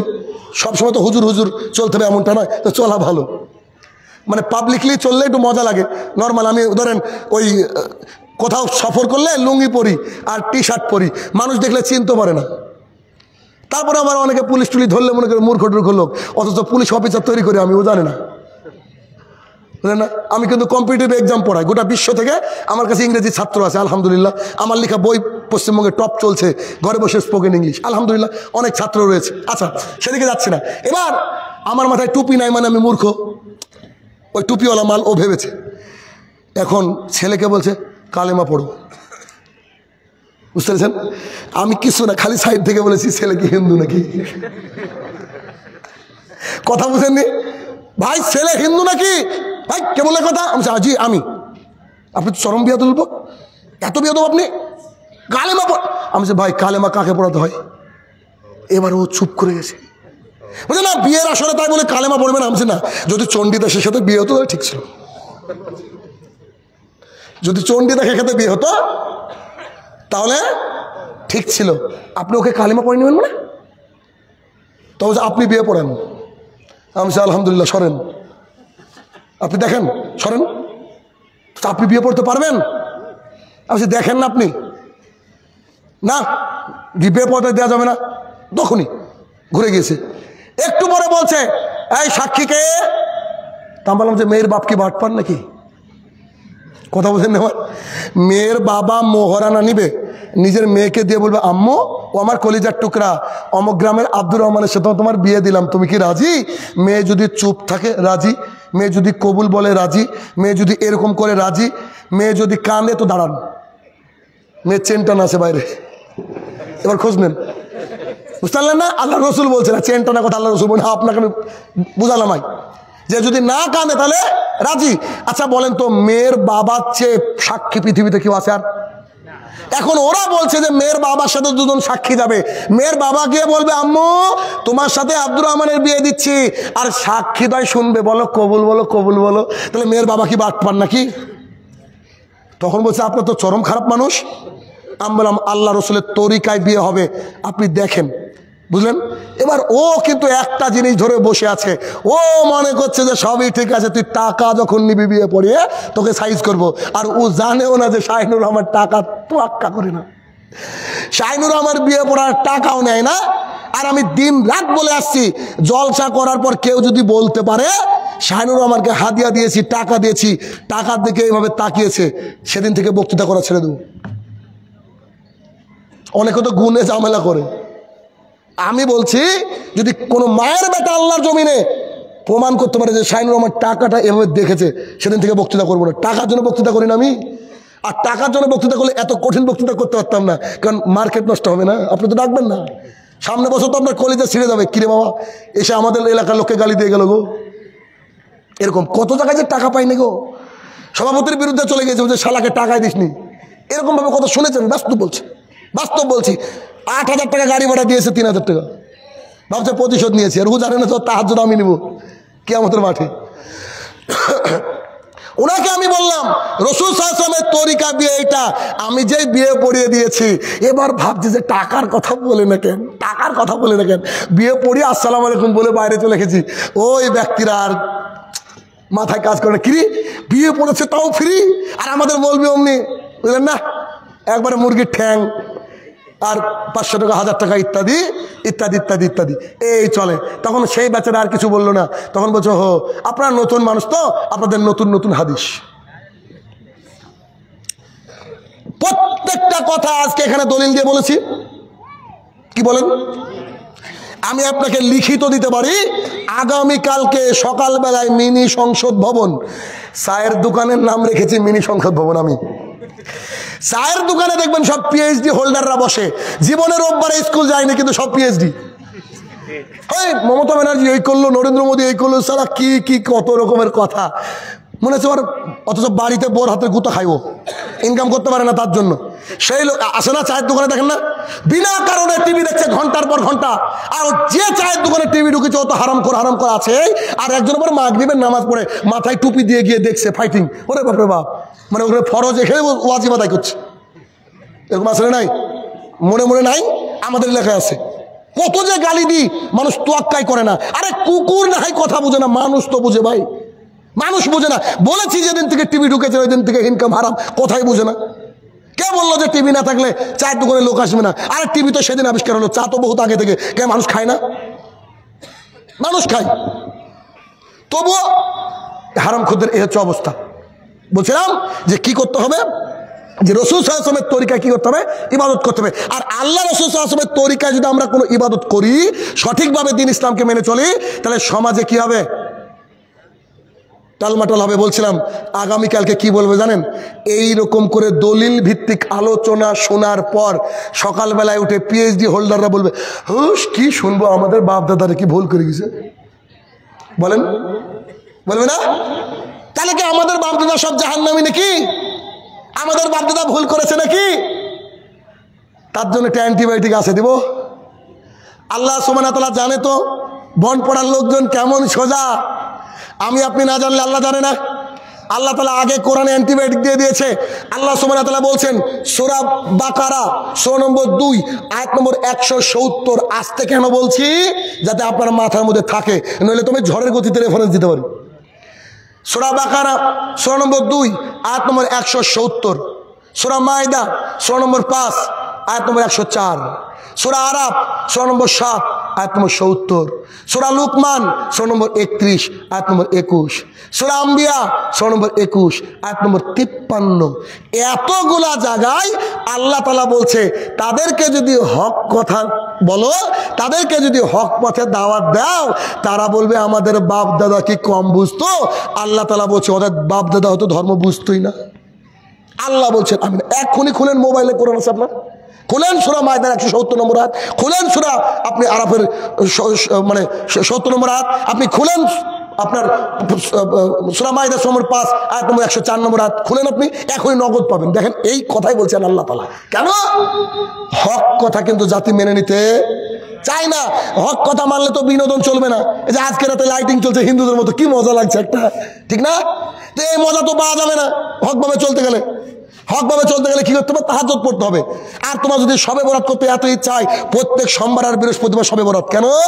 রাসূল সাল্লাল্লাহু আলাইহি ওয়াসাল্লাম বলছেন সোমবার আর বৃহস্পতিবার সাপ্তাহিক রিপোর্ট আল্লাহর কাছে পেশ হয়, দেখি কেমন তুমি বান্দা সিয়াম পালন করো। আল্লাহ তোমাকে দেখুক তুমি সিয়াম অবস্থায় আছো, তোমার আল্লাহর কাছে রিপোর্ট পেশ হচ্ছে। এত রোজা করার শখ করো, অসুবিধা কি? তাহলে তরিকায় মুহাম্মদুর রাসূলুল্লাহ সাল্লাল্লাহু আলাইহি সাল্লামের রাস্তায় যেতে হবে। তার বিপরীত চললে কোনো রকমের কোনো রাস্তা হবে না। বিপরীত চললে তার কোনো মানে আমল আল্লাহ এবং আল্লাহ রাসূল আল্লাহর কাছে গৃহীত হবে না। কেন? শুরুতে একটা বাক্য আমি প্রত্যেক জলসার শুরুতে বলি, কোরআনের আয়াতটা যে কি, আতিউল্লাহ আল্লাহকে মেনে নাও, ওয়াতিউর রাসূল রাসূলকে মেনে নাও, ওয়ালা তুবতিলু আমালাকুম খবরদার আল্লাহ এবং আল্লাহ রাসূলকে মেনে নিয়ে না মেনে নিয়ে কি করো না, তোমাদের আমলগুলোকে নষ্ট করো না। কিয়ামতের মাঠে আল্লাহর জমিন থেকে কয়েকটা বিষয় সাক্ষী দিবে, কয়েকটা বিষয়, যেমন কোরআন আল্লাহকে সাক্ষী দিবে। কোরআন, রোজা, এই যে রোজা পালন করছেন, রোজা আল্লাহকে সাক্ষী দিবে। আপনার হাতের আঙ্গুল আল্লাহকে সাক্ষী দেবে। তসবিহ কি করতে হবে? সুবহানাল্লাহ আলহামদুলিল্লাহ আল্লাহু আকবার কি দিয়ে পড়তে হবে? হাত দিয়ে পড়তে হবে। শাহিনুর রহমান সাহেব তসবিহ দিয়ে পড়ি, যে তসবিহ দিয়ে পড়া চলবে না, আজ থেকে হাত দিয়ে করতে হবে। আচ্ছা শাহিনুর রহমান সাহেব বলছিলাম হাত দিয়ে করলে যে ভুলে যাই, সারা জীবন ভুল করলেও নেকি দেওয়ার মালিক কে? আল্লাহ তাআলা। আপনি খালি পড়েন না, আপনি খালি পড়েন, আপনি খালি পড়লেই ইনশাল্লাহ আপনি পাস, টেনশন করেন না। আরে আপনি তো দু লাইন তো মাদ্রাসায় বা স্কুলে গিয়ে সুযোগ হয়েছে, সাহাবায়ে কেরামের কি তেমন সুযোগ ছিল নাকি? আপনি এত টেনশন করছেন কেন? আপনি করেন, চেষ্টা করেন, শুদ্ধ করার চেষ্টা করেন। ভুল হয়ে গেলে ক্ষমা করার মালিককে আল্লাহ তাআলা। কেন? কিয়ামতের মাঠে প্রত্যেকটা কিছু সাক্ষী দেবে। এই যে এই মাইক্রোফোনে যতজন বক্তৃতা করেছে না, প্রত্যেকটা বক্তার দলিল দিতে হবে কিয়ামতের মাঠে। আমি শাহিনুর রহমান যদি মিথ্যা কথা বলি, আমার কলারকে ধরে দেওয়া হবে কিয়ামতের মাঠে। আমি যদি ওখানে সত্য কথা বলি, তো মাইক্রোফোন বলবে, জি আরে বনপাড়ার মানুষ তোমাদেরকে কি শাহিনুর রহমান বুঝিয়ে যায়নি যে তরিকায় মুহাম্মদ সাল্লাল্লাহু আলাইহি ওয়াসাল্লাম হতে হবে? তোমরা কেন অমুকের তরিকায় গেলা? ও যে বলেছিল তোমাদেরকে যে সহিহ বুখারী হাদিস নম্বর 631, সাল্লু কামা রাআইতুমুনি উসাল্লি, তুমি সালাত আদায় করো যেমন করে আমাকে দেখছো। তুমি কার তরিকায় গেলা? তিনি কি তোমাকে বলেননি? আয়েশা রাদিয়াল্লাহু আনহা বলেছেন রাসূল সাল্লাল্লাহু আলাইহি ওয়াসাল্লাম এ মাসে বেশি বেশি সিয়াম পালন করতো, তুমি এক রাত থেকে কেন দিন নির্দিষ্ট করে নিলা? তোমাকে কি সেদিন বলেনি? এই মাইক্রোফোন কিয়ামতের মাঠে আপনার আমার হয়ে অথবা বিরুদ্ধে সাক্ষী দেবে। আমল অল্প করেন, আমল কি করেন? অল্প করেন, কিন্তু আমলটা অল্প করবেন যদি সেটা সঠিক হয়। আর কিছু লাগে কি? আর কিছু লাগে? আচ্ছা, গোটা পৃথিবীর সমস্ত মানুষের টার্গেট কি? জান্নাত। জান্নাত তো কেউ স্বর্গ বলছে, কেউ বলছে হেভেন, কিন্তু জান্নাত তো। যদি জান্নাত যাওয়া সহজ করে দেয়া হয় হাদিসের মাধ্যমে, আর কিছু দরকার? কথা বলেন, আর কিছু দরকার? আর কিছু দরকার না। আপনাকে দেখাই একজন বক্তা। আমি বসে আছি একটা মসজিদে, কথাগুলো বলবো না মনে করি, মুখ দিয়ে বেরিয়ে যায়। তো কয়েকজন ছেলে আমার সাথে দেখা করতে এসেছে, অনেক দিন থেকে আপনাকে দেখিনি, টিভিতে দেখি, এতে দেখি, ওতে দেখি করছে। তো চট করে একটা ফোন আসলো, তো ফোনে বলছে যে হুজুর, হ্যাঁ বুঝতে পেরেছি, কালকে তো আসছেন আপনি, তো কালকে টাকাটা নিয়েন। তো বলছে না, আপনি এখন মারেন। একবারে মসজিদ আমার সামনে, আমি বসে আছি। তো হুজুর কত মারতে হবে? বলছে পুরো 18 মারেন। মানে হুজুর জালসা করতে দেবে কবে? আগামীকাল। টাকা মারতে বলছে কবে? আজকে। তো চট করে ফোনপে যুগ, ফোনপেতে মেরে দিয়ে স্ক্রিনশট পাঠিয়ে দিয়ে বলছে হুজুর গেল কিনা চেক করেন তো। ওই পার থেকে বলছে জি এসেছে, তো ইনশাল্লাহ আসেন। তা আমার হচ্ছে প্রশ্ন, বক্তা কত বড় ডাকাত? একবার কি চিন্তা করে দেখেছেন কালকে অবধি বাঁচবর গ্যারান্টি কি? এটা আমার প্রশ্ন, আমি বুঝতে পারি না, এটা আমার প্রশ্ন। আর এই কথা বলার জন্য পশ্চিমবঙ্গের বেশিরভাগ বক্তার কাছে আমি খারাপ। খালি নাম বলে দেখবেন গালি দিবে শুরুতে। আপনি নাম বলে দেখেন শাহিনুর রহমান, গালি দিবে। একবার বাস্তব বলছি, কেন? সব ব্যবসায়িক, যে সব ব্যবসা করছে, অথচ বলে কি শাহিনুর রহমানের সম্পদ মেলা। আল্লাহর কসম করে বলছি, সব বক্তার চেয়ে গরিব শাহিনুর রহমান। কেন? ওই গরিবরা 500 বছর আগে জান্নাতে যাবে, টেনশন করি না। ডাল ভাত খেয়ে দিন চলে যায়, এ কথা সত্য। তবে ধর্মকে বিক্রি করে নিজের পরকাল হারাবো না ইনশাল্লাহ, এটা আমার টার্গেট। আমার স্ত্রী বলে যতদিন দাওয়াতের কাজ করা সম্ভব হয় করো, যেদিন তোমার পকেটের টাকা শেষ হয়ে যাবে, যেদিন পাবলিক মানে তুমি গাড়ি ভাড়া দিতে পারবো না, সেদিন বলো আসসালামু আলাইকুম, দাওয়াতের কাজ করছি না, টিউশনি করি এখন। কারণ সব জায়গায় যে খারাপ আচরণ করে তা না, অনেক জায়গায় আছে আলহামদুলিল্লাহ কলিজা দিয়ে ভালোবাসে, কলিজা দিয়ে ভালোবাসে। যেমন আজকে আমি আর ড্রাইভার, ও আমার ভাই আর কি, নিজের ভাই, চাচাতো ভাই। তো আমরা বসে বলছি আজকে আমাকে যে নাস্তা খেতে দেওয়া হয়েছে আর চা ইত্যাদি, তা আমি বলছি যে দেখ সব জায়গায় মানুষ অপমান করে না রে, এমনও জায়গা আছে। ওই যে খড় বুঝেন কিনা, খড় তো আপনারা ভালো বুঝবেন, ধান কেটে খড়, তো খড় বিছিয়ে দিয়ে এরকম একটা চট দিয়ে বক্তাকে শুতে দেয় স্কুল ঘরে, কোনো একটা পরিত্যক্ত জায়গায়। একটা মেহমান আসলে, তোমার জামা আসলে কি তুমি তাই করো নাকি? হ্যাঁ, বিয়াদব কোথাকার। একটা বক্তা আসলে একটা ভালো বাড়ি জুটে না তোমার? বক্তা ক মিনিটের জন্য থাকে একটা বাড়িতে বলেন তো? আধা ঘন্টা 40 মিনিট। বা কোনো কোনো বক্তা এত রাতটা ঘুমাই, আমি তো ঘুমাই না, আমি তো চলে যাই, আজকেও চলে যাব। তো কি এরকম। আর খেতে দেওয়ার কথা কি বলবো, গত পরশু দিন বিশ্বাস করেন আমি ভাইয়ের বাসায় খেলাম, উনি আমাকে বলছে যে উস্তাদ এরকম খান আপনি? আমি একবারে অল্প খাই। কেন বলেন তো? ও বক্তৃতা দিব সুন্নতি তরিকায়, আর খেয়ে আমি ভুঁড়ি বাড়াবো? আল্লাহ রসুল কি বলেছেন? পেটকে 3 ভাগ করো, 2 ভাগ খালি রাখতে হবে, 1 ভাগ খেতে হবে, আর 1 ভাগ তোমার পানি খেতে হবে। এবারে গলা অবধি খাচ্ছ, এটা কি? হ্যাঁ, বক্তাদেরকে কথা মানুষ দেয় প্রচুর, কিন্তু প্রচুর খাওয়া যাবে না, এটা সুন্নাহ বিরোধী। তো কি বলবো আপনাকে, গেলাম, যাওয়ার পরে বসে আছি, আমি সেই দুপুরবেলায় বেরিয়েছি, দুপুরবেলায় ওইখানে কথা বলছি, না, সকালের দিকে বেরিয়েছি, রাত্রি 11টার সময় আমি বাধ্য হয়ে বললাম, চাচা খাবার আছে কি? তো খাবেন তো চলেন যাই। শুধু ভাত আর একটু মাংস, তারপরে রান্না তো সুবহানাল্লাহ মাশাআল্লাহ যা হয়েছিল 2বার মুখে দিয়ে ছেড়ে গেলাম, স্টেজে উঠলাম, শুরু হলো বৃষ্টি। কিছু লোক যারা ভালোবাসে শুনলো, আধ ঘন্টা বক্তৃতা করে চলে আসলাম। পকেটে দেখছি সব দিয়েছে 50 টাকার নোট। ভাই এটাই দুনিয়া, বুঝেননি? তো ওকে আমি এটাই বলছি যে সবাই যে খারাপ আচরণ করে এমন না। তো আজকে যে নাস্তা উনি আমাকে দিয়েছেন, আমার পরিবারের 15 দিন চলবে। তো সবাই খারাপ আচরণ করে এমনটাও নয়, কিন্তু ভাই হক কথা বলা খুবই মুশকিল। তো আমাদের মূল টার্গেট কি? জান্নাত। দেখবেন জান্নাত যাওয়া কত সোজা, আপনাকে দেখাই জান্নাত যাওয়া সোজা কত। দেখেন, তার আগে এখন যে হাদিসটা বলবো, আরে এত সুন্দর হাদিস, আমি তাজ্জব হয়ে যাই হাদিসটা যখন বলি। এখনই মাথার মধ্যে আসলো, হাদিসটা মাথার মধ্যে ছিল না আগে, এখন বলছি আপনাকে হাদিসটা। দেখেন, উমর ইবনে খাত্তাব রাদিয়াল্লাহু তাআলা আনহু বলেন, আমরা একটা যুদ্ধে ছিলাম। যুদ্ধে থাকা অবস্থায় আমাদের খাবারের সংকট হলো। কিসের সংকট? আরে সাহাবায়ে কেরামকে আল্লাহ খুব পরীক্ষা করেছে। খাবারের সংকট হলো। কিছু লোক এসে বলছে আল্লাহ রসুল, কিছু সাহাবী এসে বলছে আল্লাহ রসুল সাল্লাল্লাহু আলাইহি সাল্লাম, বলছি যে আমাদের কাছে তো অনেকগুলো উট আছে, 2-1টা উট জবাই করি। পেটে আর সহ্য হচ্ছে না, 2-1টা উট জবাই করি, একটু গোস্ত রান্না করে খাই। আমাদের কারো কাছে কোনো খাবার নাই, সব শেষ হয়ে গেছে। আল্লাহ রাস্তায় যুদ্ধ করছে, আল্লাহ রসুল একবারে না খেয়ে কি আর উঠে দাঁড়ানো যায়? একটু ব্যবস্থা করেন না। দয়ার নবী মায়ার নবী বলছেন, আচ্ছা যাও উট জবাই করো। চট করে উমর রাদিয়াল্লাহু আনহু এসে বলছে, আল্লাহ রসুল, জি উমর একটু দাঁড়ান না, একটু অনুরোধ করবো। কি? উমরের বিশ্বাসটা কি দেখেন। এমনি আল্লাহ রসুল বলেননি, আমি মারা যাওয়ার পর নবী হলে কে হবে? উমর রাদিয়াল্লাহু আনহু। ইনার চরিত্র পড়ে আমি শেষ করতে পারি না। আহারে কি একজন মানুষ। দেখেন, সে বলছে আল্লাহ রসুল, উট যদি জবাই করি আমাদের বাহন কম পড়ে যাবে। আসলেও তাই, উট জবাই করলে কি কম পড়বে? বাহন কম পড়বে। তার চেয়ে যার কাছে যা খাবার আছে আনতে বলেন, আপনি বরকতের দোয়া করে দেন। দোয়ার প্রতি তার কত বিশ্বাস। রাসূল সাল্লাল্লাহু আলাইহি ওয়াসাল্লাম, ওমর তুমি তো মন্দ বলনি, আচ্ছা ঠিক আছে আনতে বলো। দেখেন আপনাকে দৃশ্য দেখাই, একটা চাদর পেতে দেওয়া হলো, খাবার কি আসলো জানেন? 1 মুঠ জব, 1 মুঠ, 2-1 আধা টুকরা রুটি, 1 রুটির 4 ভাগের 1 ভাগ, আর 2-1টা খেজুর ছিল কিনা জানি না। এতটুকু খাবার, বলেন তো কজনের খাবার এটা? একজনের হবে কি? আল্লাহ রসুলের উপরে ভরসা কি উমারের? যখন চাদরের উপরে রাখা হলো, রাসূল সাল্লাল্লাহু আলাইহি ওয়াসাল্লাম আল্লাহর কাছে বারাকাতের দোয়া করলেন। এবার মজা শুনেন, মজা দেখেন। যেই বারাকাতের দোয়া করলেন, উমর রাদিয়াল্লাহু আনহু বলছে, সাহাবীরা তোমাদের কাছে কার কাছে হাড়ি কেটলি পাত্র আছে সব নিয়ে আসো।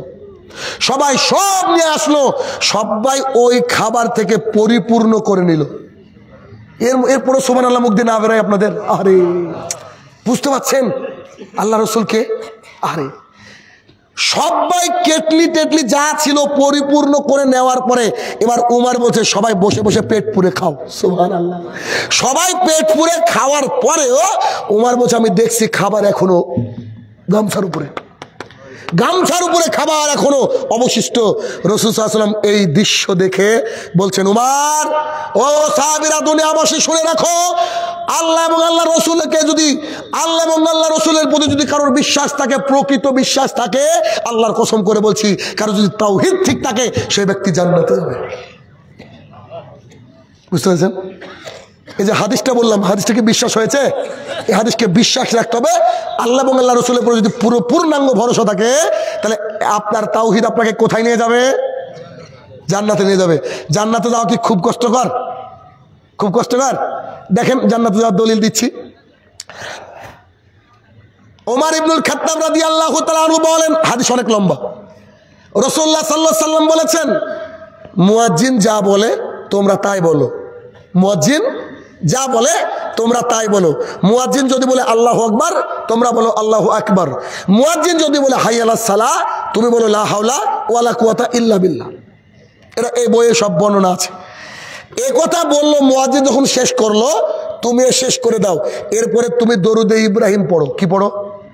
আল্লাহুম্মা সাল্লি আলা মুহাম্মদ। জানেন না এটা? দরুদে ইব্রাহিম পড়ো। তারপরে একটা বিশেষ দোয়া আছে, আল্লাহুম্মা রাব্বা হাযিহি দাওয়াতি তাম্মা, এই দোয়াটা ও আত্মা এই পর্যন্ত পড়ো। রাসূল সাল্লাল্লাহু আলাইহি ওয়াসাল্লাম বলছে যে এই কাজটা করলো তাকে জান্নাতে নিয়ে যাওয়া আমার জিম্মেদারি। কে বলছেন? রাসূলুল্লাহ সাল্লাল্লাহু আলাইহি সাল্লাম। আজকের ঘটনা আপনাকে বলি, আমি কিন্তু এটা লোভ সামলাতে পারি না। আজকে যখন আমি খাচ্ছিলাম, এক চাচা আমাকে খাবার দিচ্ছিল আজকে এ ভাইয়ের বাড়িতে, তো খাচ্ছিলাম, তখন কিন্তু এখানে আজান হচ্ছিল, ঠিক না? আমি কিন্তু আজানের জবাব দিচ্ছিলাম তখন বসে বসে, আর মিসকি মিসকি হাসছে আর বলছি জান্নাত তো নিতেই হবে। বুঝলেননি? জান্নাত তো নিতেই হবে। আমার এমনও স্বভাব আছে, যদি খুব জরুরি কাজ না থাকে বাইকে যেতে যেতে যদি কোথাও দেখি আজান শুনলে একটু থামি, জবাবটা দিয়ে যা, আগে জান্নাত পরে অন্য কিছু।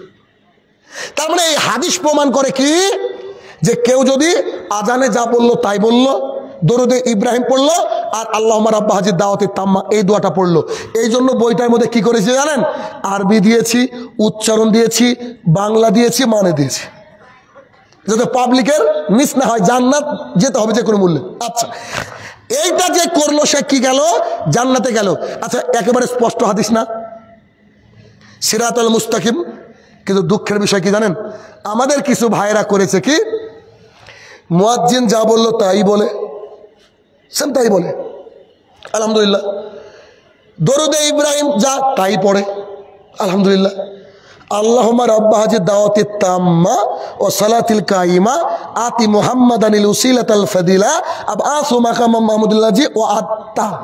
এতদূর রাসূল সাল্লাল্লাহু আলাইহি ওয়াসাল্লাম পড়তে বলেছেন সিরাতাল মুস্তাকিম, আর উনি আবার যোগ করেছেন ইন্নাকা লা তুকলিফুল মিয়াদ। এটুকু করলে বিদাত হয়ে গেল, এটুকু করলে সিরাতাল মুস্তাকিম থাকলো না, এটুকু করলে বানিয়ে বলা হলো, আর ও আত্মা এটুকু করলে জান্নাত হলো, এটুকু হলে বানানো হলো, আর এটুকু হলে জান্নাত হলো। কথাকে বোঝাতে পারছি যে সিরাতাল মুস্তাকিম কত সোজা, কত সোজা। আল্লাহ রসুল বলেছেন, আর কোনো কথা নেই। গত পরশুদিন না কালকে বোধহয় দুই হিন্দু ভাই আমাকে প্রশ্ন করেছে সুদ কেন হারাম বলেন তো। তা আমি সুন্দর উত্তর দিয়েছি, তার আগে বলেছি আল্লাহ রসুল বলেছেন তাই হারাম। এটাই তো আমাদের দলিল ভাই। আল্লাহ আল্লাহ রসুলকে ভালোবাসতে হবে, নিজের কলিজার চেয়ে, নিজের জীবনের চেয়ে, গোটা পৃথিবীর সব কিছু চেয়ে আল্লাহ এবং আল্লাহ রসুলকে ভালোবাসতে হবে। ভালোবাসি, ব্যাস এতটুকুই। আচ্ছা, তাহলে দুটো আপনাকে জান্নাতে যাওয়ার রাস্তা বললাম। আজানের জবাব দিয়ে দিলে জান্নাত। শাহিন রহমান সাহেব, আমার যে অজু নাই, আরে মিয়া অজু রাখেন, স্ত্রী সহবাস করে শুয়ে আছেন, তখনও যদি পড়েন তাও জান্নাত। কথা বোঝেননি? আবু হুরায়রা রাদিয়াল্লাহু তাআলা আনহু বলেন, রাসূলুল্লাহ সাল্লাল্লাহু আলাইহি ওয়াসাল্লাম বলেছেন, কোন ব্যক্তি যদি ফরজ সালাতের পরে আয়াতুল কুরসি পড়ে, মরলে সাথে সাথে জান্নাত। শানু ভাই, জান্নাতে যায়নি কেন? মরেননি তাই মরেন। কিন্তু এটা যে সিরাতাল মুস্তাকিম, কিন্তু আমাদের ভাইরা সালাম ফিরে আল্লাহুম্মা আমিন করে কি করে না বলেন? আমি মনে মনে ভাবি যে ইমাম সাহেব যে বলছে আল্লাহ তুমি আমার গমে বরকত দাও, আমি কি মনে মনে বলবো আমার তো জমি নাই, তো বরকত করতে গেল? মুনাজাত হচ্ছে, তাই দুই বা ততোধিক ব্যক্তির মধ্যে গোপন আলোচনা, যেটা তৃতীয় ব্যক্তি শুনতে পাবে না। জোরে জোরে বললে এটা মুনাজাত হয় না, ঠিক আইসক্রিম যেমন গরম হয় না। কথা বোঝাতে পারছি? আইসক্রিম যেমন গরম হয় না, তাহলে মুনাজাত কাকে বলে? সহিহ বুখারী হাদিস নম্বর 411, 415, 416, 417। সলাতটাই মুনাজাত। কেমন? আল্লাহু আকবার, সূরা ফাতিহা পড়ছেন মনে মনে আস্তে আস্তে, এটা কে শুনছে বলেন তো? আপনি আর আল্লাহ। তাহলে দুই ব্যক্তির মধ্যে গোপন আলোচনা, তৃতীয় ব্যক্তি শুনছে, দ্যাটস কল মুনাজাত। হলো সংজ্ঞা মিলল? আমরা বুঝি না, আমরা খালি চিল্লাপাল্লা করি। আমরা বুঝি না, আমরা শুধু চিল্লাপাল্লা করি। আপনাকে জান্নাতে যাওয়ার 3 নম্বর তরিকা দেখালাম। 3 নম্বর তরিকা কি? ফরজ সালাতের পরে কি পড়তে হবে? আয়াতুল কুরসি। সূরা বাকারা সূরা নম্বর 2 আয়াত নম্বর 255 পড়েন। পড়লে কি হবে? মরলে জান্নাতে চলে গেলেন। জান্নাতে যাওয়ার আরো এরকম অসংখ্য দলিল রয়েছে। রাসূল সাল্লাল্লাহু আলাইহি ওয়াসাল্লাম যে পায়ে পা, কাঁধে কাঁধ মিলিয়ে কেউ যদি সালাত আদায় করে, সেই ব্যক্তির জন্য জান্নাতের মিডিলে একটা ঘর তৈরি করা হয়। কি করব? আপনি গুলি করে মেরে দিল যে আমি পায়ে পা মিলাবো, যে আমার জান্নাত দরকার, যে পৃথিবীতে থেকে তো যেতে হবে। আয়েশা রাদিয়াল্লাহু তাআলা আনহা বলেন, রাসূলুল্লাহ সাল্লাল্লাহু আলাইহি ওয়াসাল্লাম বলেছেন, দুনিয়ার ইমামের আর দুনিয়ার মুক্তাদির আমিন আর ফেরেশতার আমিন যদি মিলে যায়, সমুদ্রের ফেনা পরিমাণ যদি পাপ থাকে, আল্লাহ তাআলা সব পাপ ক্ষমা করে দেবে।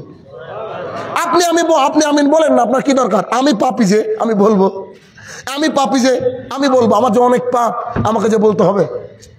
তাহলে সিরাতাল মুস্তাকিম কি? রাসূল সাল্লাল্লাহু আলাইহি ওয়াসাল্লাম যা বলেছে এখানে কোনো পণ্ডিতি চলবে না। যদি পণ্ডিতি করেন তবে কি হবে?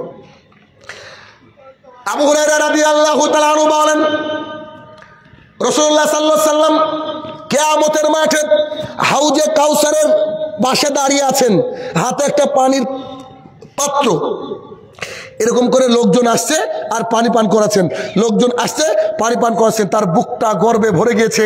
অনেক নবী রাসূল ঘুরে বেড়াচ্ছে কিয়ামতের মাঠে, তাদের সাথে লোকই নাই, কার সাথে 5 জন, কার সাথে 10 জন, কার সাথে 1 লাখ, কিন্তু আমাদের নবীর সাথে কত লোক হবে বুঝতে পেরেছেন? তিনি আর গর্ব হচ্ছে, ও আমি হাউজে কাউসারে পানি পান করাচ্ছি। আর হাউজে কাউসারে পানি এমন একটা পানি, যদি একবার পান করেন আর পিপাসা লাগবে না। সুবহানাল্লাহ। আল্লাহ এ পর্যায়ে দোয়া, মাবুদ আমরা যারা আজকে উপস্থিত আছি তোমার দিনের ভালোবাসায় বসে আছি আল্লাহ গো, আর যারা সোশ্যাল মিডিয়ার মাধ্যমে শুনছি আল্লাহ গো, সবাইকে নবীর হাতের হাউজে কাউসারে পানি পান করার তৌফিক আদা করো, আল্লাহুম্মা আমিন। রাসূলুল্লাহ সাল্লাল্লাহু আলাইহি ওয়াসাল্লাম হাউজে কাউসারে পানি পান করাচ্ছেন, ঠিক এক পর্যায়ে এরকম লোক আসতে আছে, চট করে একদল লোককে ফেরেশতা যায়, ওদিকে যাবা না। রাসূল সাল্লাল্লাহু আলাইহি ওয়াসাল্লাম মেজাজ খারাপ, আরে আমার লোককে আটকেছে মানে কেমন কথা? রাসূল সাল্লাল্লাহু আলাইহি ওয়াসাল্লাম চিনতে পেরেছেন সেই ব্যক্তি দুনিয়াতে ওযু করতো, এই ওযুর অঙ্গগুলো চকমক চকমক করছে, ঝকমক করছে। রাসূল সাল্লাল্লাহু আলাইহি ওয়াসাল্লাম আল্লাহকে ডাক দিয়ে বলছে, ইয়া রব ইন্নিহুম মিন্নি, হে আমার প্রতিপালকের তো আমার লোক, তোমার ফেরেশতা আটকায় কেন? তখন রাসূল সাল্লাল্লাহু আলাইহি ওয়াসাল্লাম বলছেন, রাসূল সাল্লাল্লাহু আলাইহি ওয়াসাল্লামকে আল্লাহ তাআলা বলছে, হে মুহাম্মদ সাল্লাল্লাহু আলাইহি ওয়াসাল্লাম আমার প্রিয় বান্দা, শোনো, বলছি তুমি মারা যাওয়ার পর সব এক একটা ইঞ্জিনিয়ার হয়েছিল। তুমি বলেছিলা ছেলের খতনা করতে হবে, এরা খানা দিয়েছিল। তুমি বলেছিলা তারাবি 8 রাকাত পড়তে হবে, লম্বা গতিতে পড়তে হবে, 2 করে পড়তে হবে, এরা রাইফেলের গুলির গতিতে 37 রাকাত 30 মিনিটে শেষ। এরা এই করেছিল সেই করেছিল। দয়ার নবী মায়ের নবী দুনিয়াতে কাউকে ধাক্কা মারেননি, কিন্তু দুঃখের বিষয় সেদিন কি করবেন জানেন?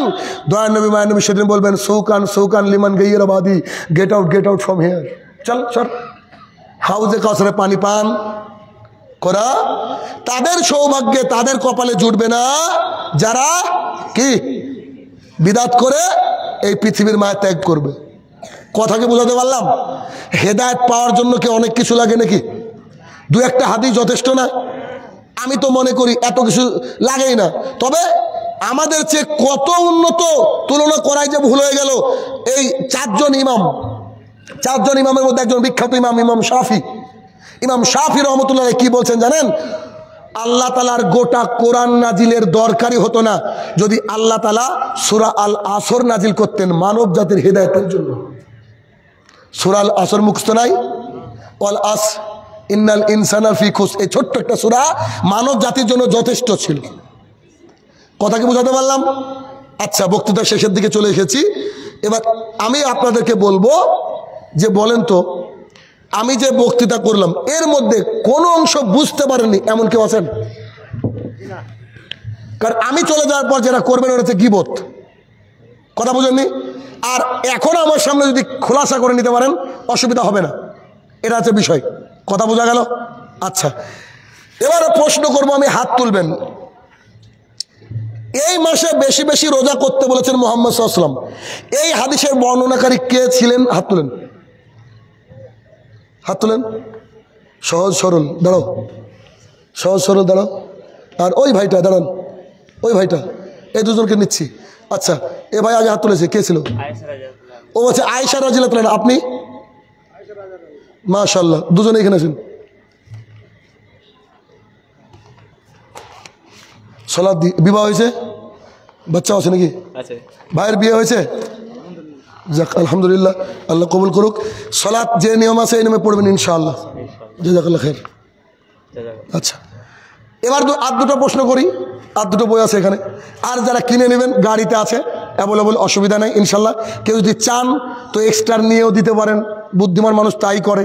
কলকাতার একজন প্রফেসর অনেক টাকা পাঠিয়েছেন, স্যার আপনি আমার বইটা বিভিন্ন জায়গায় পৌঁছে দেবেন। কেন? সাদকা জারিয়া, ঘুমিয়ে নাকি, বুঝেন না, ঘুমিয়ে নাকি। আচ্ছা বলি, দেখি হাদিসটা মনে আছে কিনা। সলাতের পরে আয়াতুল কুরসি পাঠ করলে সে ব্যক্তি মরলে জান্নাতে যাবে। এই হাদিসের বর্ণনাকারী কে ছিল? হাত তুলবেন, আগে নাম বলবেন না, হাত তুলবেন। এই হাদিস কে বর্ণনা করেছেন? এই হাদিস নিয়ে কিন্তু একটা ঘটনা আছে। এই হাদিসটা শিখিয়েছে ইবলিস। এবার বুঝতে পারছেন কোন ব্যক্তিকে শিখিয়েছিল? হাত তুলেন, দাঁড়ান, আপনি দাঁড়ান। হ্যাঁ ভাই বলেন। আবু হুরায়রা রাদিয়াল্লাহু আনহু। আপনি? আবু বকর। আচ্ছা বসেন, আল্লাহ আপনাকে ক্ষমা করুক। আসেন। আবু হুরায়রা রাদিয়াল্লাহু আনহু। হাদিসটা বলি, একটু মজা লাগবে। হাদিসটা কি দেখেন, এক চোর আবু বকরের মানে এতে ওই মাশাআল্লাহ ভাই বিয়ে হয়েছে? বিয়ে হয়েছে? এই বইয়ের নিয়ম মেনে ইনশাল্লাহ করার চেষ্টা করবেন, বলেন ইনশাল্লাহ। মাশাআল্লাহ, যান বসেন। এখন আবু হুরায়রা রাদিয়াল্লাহু আনহু করছেন কি, তার বাড়িতে একটা চোর রেখেছে, বুঝলেন, জিনিসপত্র নিয়ে পালাচ্ছে, আবু হুরায়রা ধরে বেঁধে রেখেছে। পরের দিন সকালে ছেড়ে দিয়েছে। এরকম পরপর কয়েকদিন ঘটনার পরে ওকে ধরে বেঁধে বলছে তোকে আজকে যেতে দেবো না। তো ওই লোক বলছে, চোর বলছে, শোনো শোনো শোনো, তোমাকে এমন একটা জিনিস শিখিয়ে দিব, এই জিনিসটা করলে তুমি জান্নাতে যেতে পারবা, তাহলে আমাকে ছেড়ে দাও। তো বলছে তুই শিখা আগে। তো বলছে কোরআনের বাকারার 215 নম্বর আয়াতুল কুরসি যদি পাঠ করিস নামাজের পর তাহলে তুই জান্নাতে যাবি। বুঝলি সত্যি? বুঝে জি সত্যি। তো ঠিক আছে, ওকে ছেড়ে দিয়েছে। সকাল হয়েছে, রাসূল সাল্লাল্লাহু আলাইহি ওয়াসাল্লামকে বলছেন, আল্লাহ রাসূল সাল্লাল্লাহু আলাইহি ওয়াসাল্লাম বলছি আজকে একটা হেভি জিনিস শিখেছি। তো কি এটা, কি সত্যি কি দেখেন তো? তো বলছে ফরজ সালাতের পর আয়াতুল কুরসি পাঠ করলে নাকি জান্নাত পাওয়া যায়। রাসূল সাল্লাল্লাহু আলাইহি ওয়াসাল্লাম হাসছেন, বলছে জি হাদিস তো ঠিক আছে, সত্যি পাওয়া যায়, কিন্তু তোমাকে যে শিখিয়েছে সে কে জানো? আবু হুরায়রা বলছে একটা চোর। বুঝছে না, ও চোরের বেশে মিস্টার ইবলিস ছিল। কি ছিল? মিস্টার ইবলিস। ও তাহলে যে সাজেশন দেয় সে যে জান্নাতে যাবে এমনটা নাই। বুঝা গেল? আচ্ছা, শেষ প্রশ্ন।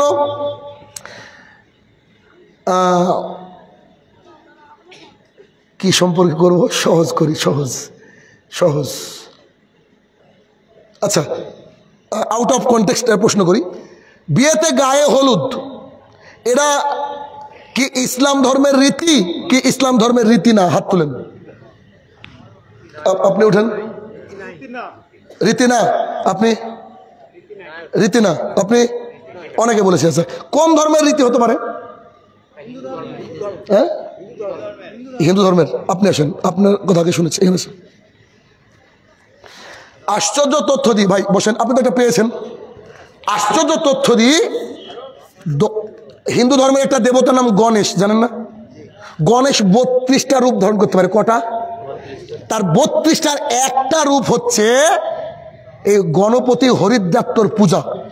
হিন্দুরা তার মেয়েকে যখন পরের বাড়িতে পাঠায়, ভাবে আমার মেয়ে অন্য বাড়িতে যাচ্ছে কি হবে, তাই তারা ওই হলুদ দেবতার পূজা করে। সেই থেকে গেছে গায়ে হলুদ। আমরা মুসলমানরা পালন করি। এই বইটার 20 এবং 21 পৃষ্ঠা আছে, পড়ে নেবেন, যারা দরকার নিয়ে নেবেন। আচ্ছা, ছেলে আছে? তো ছেলেকে ইনশাল্লাহ এই তরিকায় বিয়ে দেবেন, বলেন ইনশাল্লাহ। আল্লাহ কবুল করুক। ওকে, শেষ করে দিচ্ছি, ঠিক আছে? অনেক হয়েছে আমার। কোনো প্রশ্ন আছে নাকি? কেউ করেছে? আচ্ছা, তাহলে জানাশোনার কোনো প্রশ্ন নাই আপনাদের? আলহামদুলিল্লাহ। জি, কারো যদি প্রশ্ন থাকে তা আপনারা এসে এক এক স্টেজের সামনে এসে করতে পারেন। কারো যদি প্রশ্ন থাকে আপনারা স্টেজের সামনে এসে করতে পারেন। হাজ্জের সূত্রে বোম্বেতে থাকে, তো ওই রমজান মাসে মানে ওই তারাবি পড়তে খুব অসুবিধা হয়। তো তারাবি না পড়লে রোজা রাখলে কি অসুবিধা? মাশাআল্লাহ, এই হচ্ছে প্রশ্ন। কারণ অনেক প্রশ্ন আছে, ঝামেলা পাকানো প্রশ্ন থাকে না।